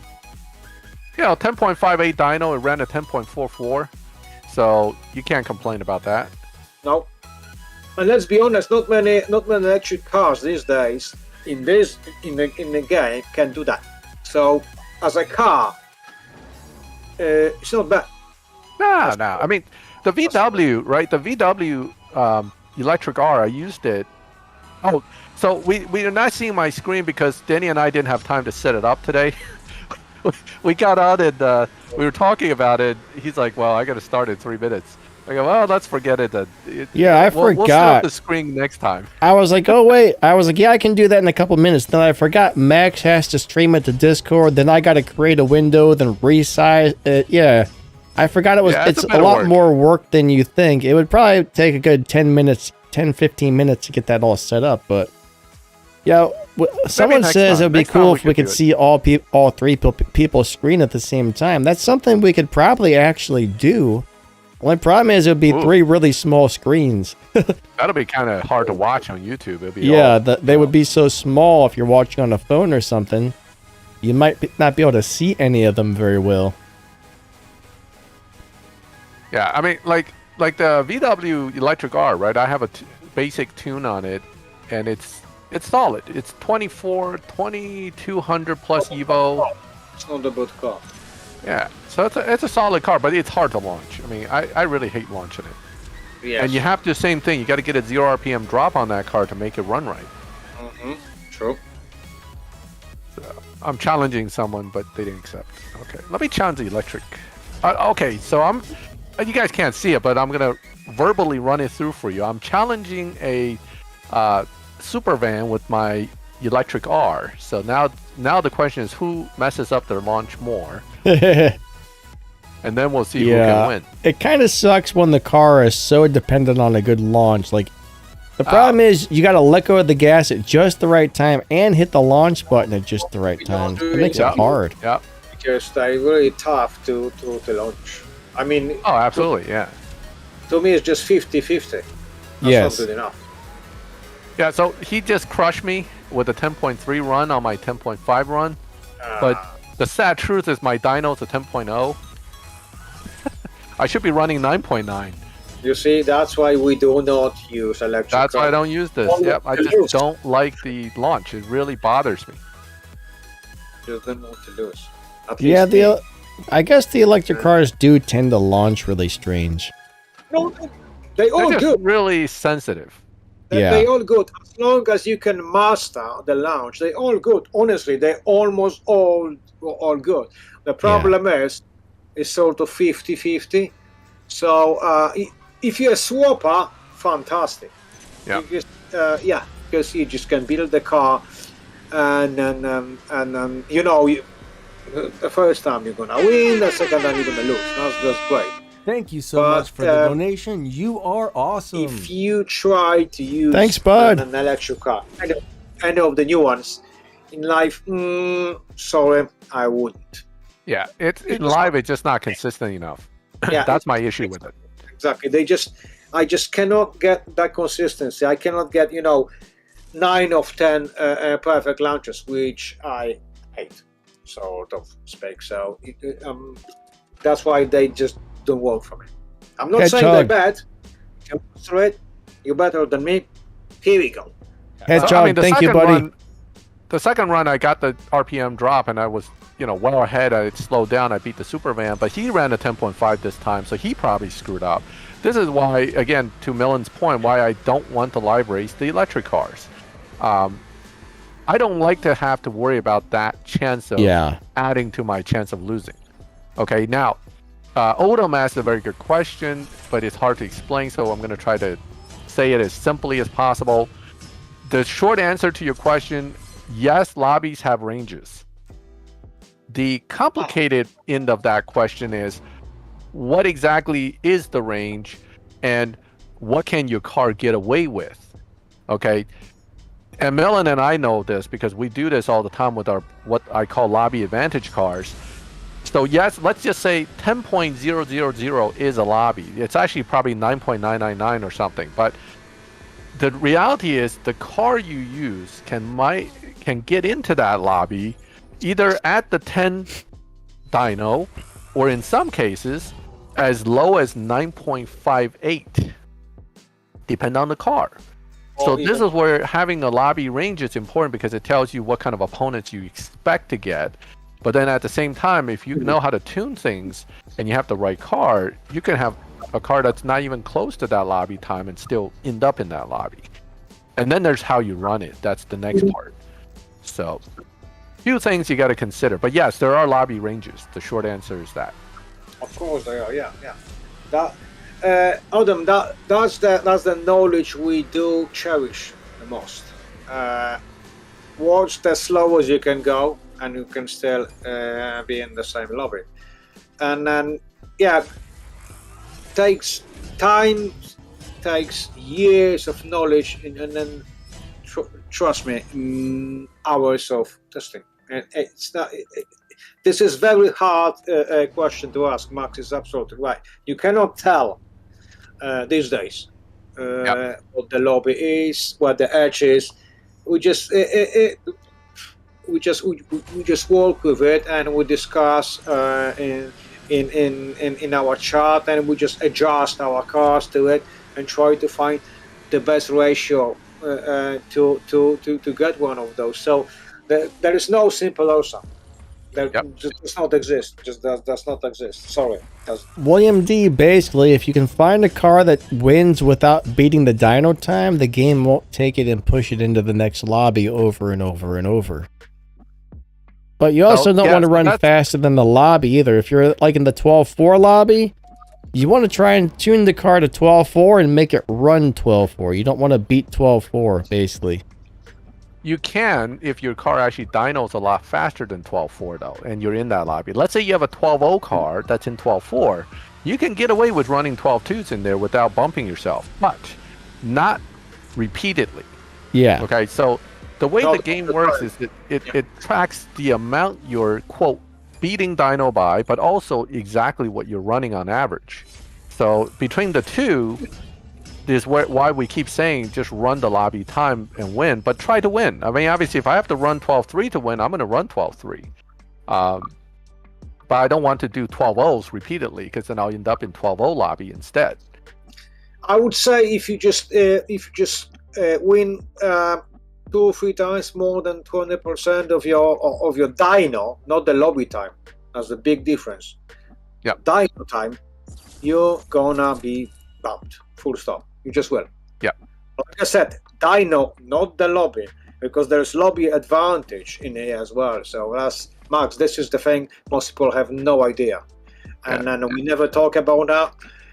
Why? Because this is one of the things we chose the most, do we? But the lobby advantage, that's the key. That's the key to keep your car in the same lobby. And now, is it hard to explain? You're the professor.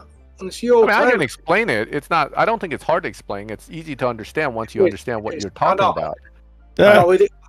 Max. In theory, it's easy. In practice, it's not. Well, in practice, it's not. Yeah. So, I mean, ClickFast, I wanted to answer your question. So, yeah, it's a good question. You said, what's the best car you have? So, what I'm going to answer you is this.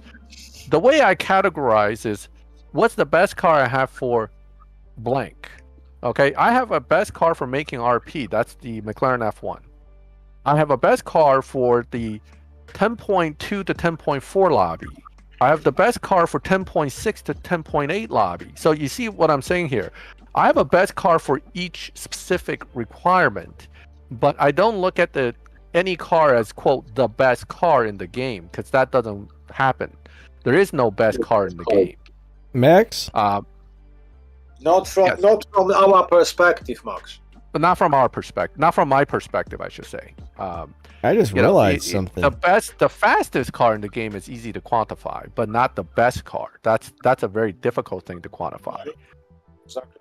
So remember when we were talking about time spent in garage and stuff? We have to actually count what we've done on the content accounts. I never thought about that. Like when we get on Nitro's account to do shift pattern videos and Asho's account and stuff, that's, man, there's a lot of extra time that our account doesn't show because we're on those other accounts doing stuff too. Yep. Thank you.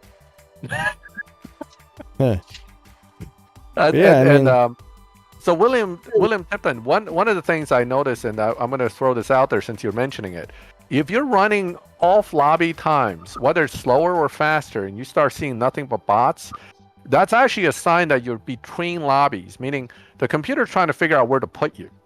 Okay. Another time that happens is when you do an offbeat tune, like you just tune the car and you go into live and you don't see any live players. Again, it's the computer's not sure where to place you. So it gives you a bunch of bots and it kind of tracks what you're running, and then it figures out where it's going to theoretically place you. So those are the kind of things you always want to watch for. When I see bots, it raises a red flag for me. It means that something's up with my tune or with the way I'm running, and of course, ultimately, it could be I'm up at 3 a.m. and nobody's playing. That's a possibility too. So, but that's what you want to watch for. I never like seeing bots pop up into my lobby while I'm in the middle of racing other live players, because that tells me I might be moving. I mean, do you experience that too, Danny? I mean, that's one of my things. I always keep an eye on what's going on with the bots. It's kind of weird, but I don't really pay much attention to the bots because they show up, they leave. I don't really notice that as my car is about to be moved, but I do notice when I first tune a car sometimes, yes, it puts me in a bot lobby until it figures out what my car is running. So when I see the bots on a first tune, I try to like consistently run right around the same time, a little slower than my dyno, just to make sure it puts me in a lobby that's not incorrect. So I try and get it to put me in the lobby that's as close as possible to what I have the cartoon to run. Yeah. So Hedgehog's making a good point. Don's saying they're like the police of the game. In a sense, they're like gauge marks. So remember, a lobby is probably around 15 cars or whatever number of cars, but that doesn't mean the next lobby is a different time lobby. It could be the same time. It's just that there are 40 players playing.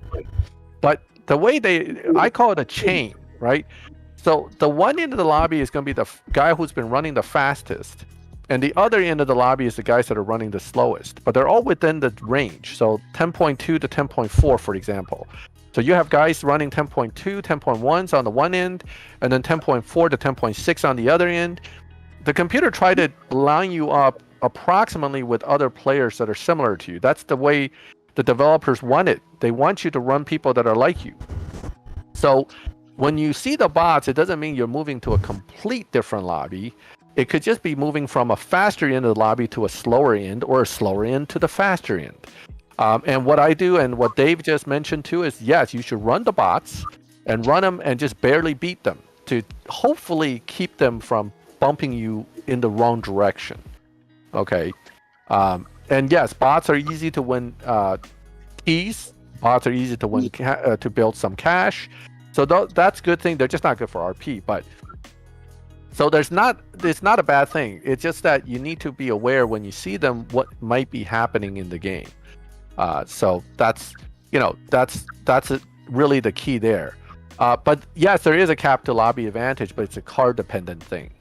It's not always 0.5. There are cars that I was able to push into almost the 0.8 second range for lobby advantage, but it's very easy to move out of that too. Yeah, sorry, Danny. I know I was yapping a lot. You just got to be careful, like, when you go into a lobby. You just got to be really careful. I mean, I know sometimes you'll run into some other cars that are dyno beaters, and they can destroy your live racing tune, and it's tempting to just go all out sometimes just to beat that car instead of slow down. But if you do that too many times in a row, it will just... After 3 or 4 races, if you do that, it's going to grab you. So if you do run all out, you want to make sure you run a couple really slow ones after that, because you don't want that car to get moved to a spot where it just can't win anymore. But yeah, I mean, they don't make it easy for us. No, they don't. I mean, everything in the game is designed in a way to, one, make the developer money, and two, still to make it somewhat interesting for you, right? If we don't have fun, they're not going to make any money. So, it's kind of a balancing act. Usually, to get out of a bot lobby, by the way, if you guys ever feel like you're stuck in a bot lobby, add parts or reduce parts. Change your tune. Okay, that'll get you out of the bot lobby most of the time. If I get stuck in a bot lobby, I retune my car altogether, and that usually gets me out. Now, you may have to retune by more than one lobby though. So let's say you're in 10.0. I would retune the car for like 10.3 or not 10.3, 10.5 or slower, or 9.3 just to get out of there. Once I find some players, I can tune it back, and hopefully I won't find nothing but bots again. So that's one way to do it as well. But make sure you save your tune before you change things, or you're going to forget. Change the car marks. Yeah. Well, change cars, but I mean, let's say you only have that car for that live racing you love, and you don't want to change the car. That's what you have to do. Okay, fair enough. Yeah. And back to Hala's question earlier about the limit to lobby advantage. I don't know if you were there for that part, but I was telling them that basically 0.5 is common for a good car, right? 0.3 for a mediocre advantage car. 0.5 is for fantastic car. That's fantastic advantage. Fantastic. But there are a few really, really outstanding cars in the game that can go beyond that a bit. It takes 0.7, I would say, is possible. Yeah, even that. Yeah, no, you're absolutely right. But it's just fuel. Honestly, fuel. Yeah. Well, guys, our 2 hours is about up here, so. Oh yeah, we're over time, guys. If Daddy has to pay me extra for overtime. I'm here for free. I don't mind. Just let's finish the subject. Yeah, no, guys. This is very important. That lobby advantage stuff. There's lots of people. They have no clue. They've never, they never knew about this. Let's finish it because it's important. I think it's important to people. I'm just saying, lobby advantage is the key to winning in live right now. That's how you want to win. It's the most consistent, it's most stable way to win without ruining your car. But how you run your car goes back into that too. If you win, don't try to win by running all out. Just win by winning. You just have to be like a car ahead of the guy. You don't have to be 10 cars ahead of the guy. Just a bumper ahead's good enough.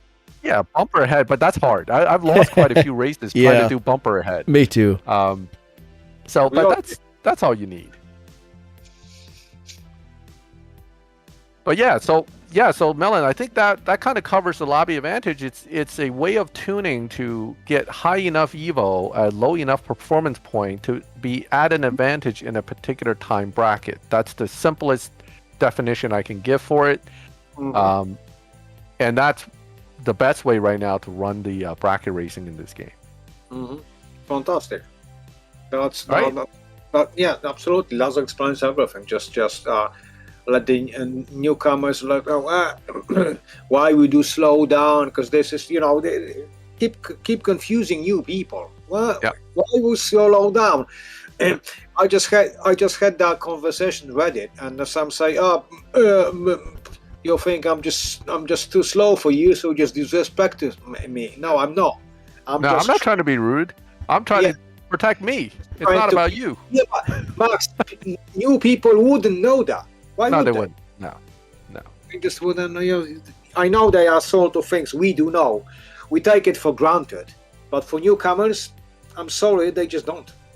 Yeah, I mean, that's why if they watch a stream and they hear us discussing this, they'll learn about that. And again, in future streams, if you still don't understand it, ask. That's what we're here for. That's why I make YouTube videos. I'm trying to help people to understand the game. So, but yeah, we had a great time. Thank you for hosting this, Denny. I mean, it's really nice of you to get us on here. And it's great to have you verbally on, Millen, instead of typing in the chat. It would be kind of cool. Like, I know, Max, you don't always have the time, but do you think maybe we could arrange this like once a month or something? I think once a month is more doable for me, Danny. It's something we can definitely talk about, because once my family's back from vacation, I'm going to have to, figure out how we're going to do this again. Yeah. I mean, it's a lot of fun, man. It's cool having you guys on here, It'd be nice to do it, at least every so often. That would be great. Yep. Yeah. Most people missing for weeks, for months now. So just you have to come back. I will. I am. Denny and I will work out a schedule. We'll work it out. Yeah, that'd be awesome. Actually, you have to be here. You have to be here because people love you. So I'm sorry, mate. You just have no choice. I have no choice. All right, guys. Well, we're gonna have to wrap this one up, but Max, Mellon, thanks for joining us. Everybody who came out to the stream, thank you for being here. You guys are amazing. We appreciate each and every one of you. To the moderators, thank you. Channel members, thank you. Everybody, thank you. And later, guys. Everybody say bye.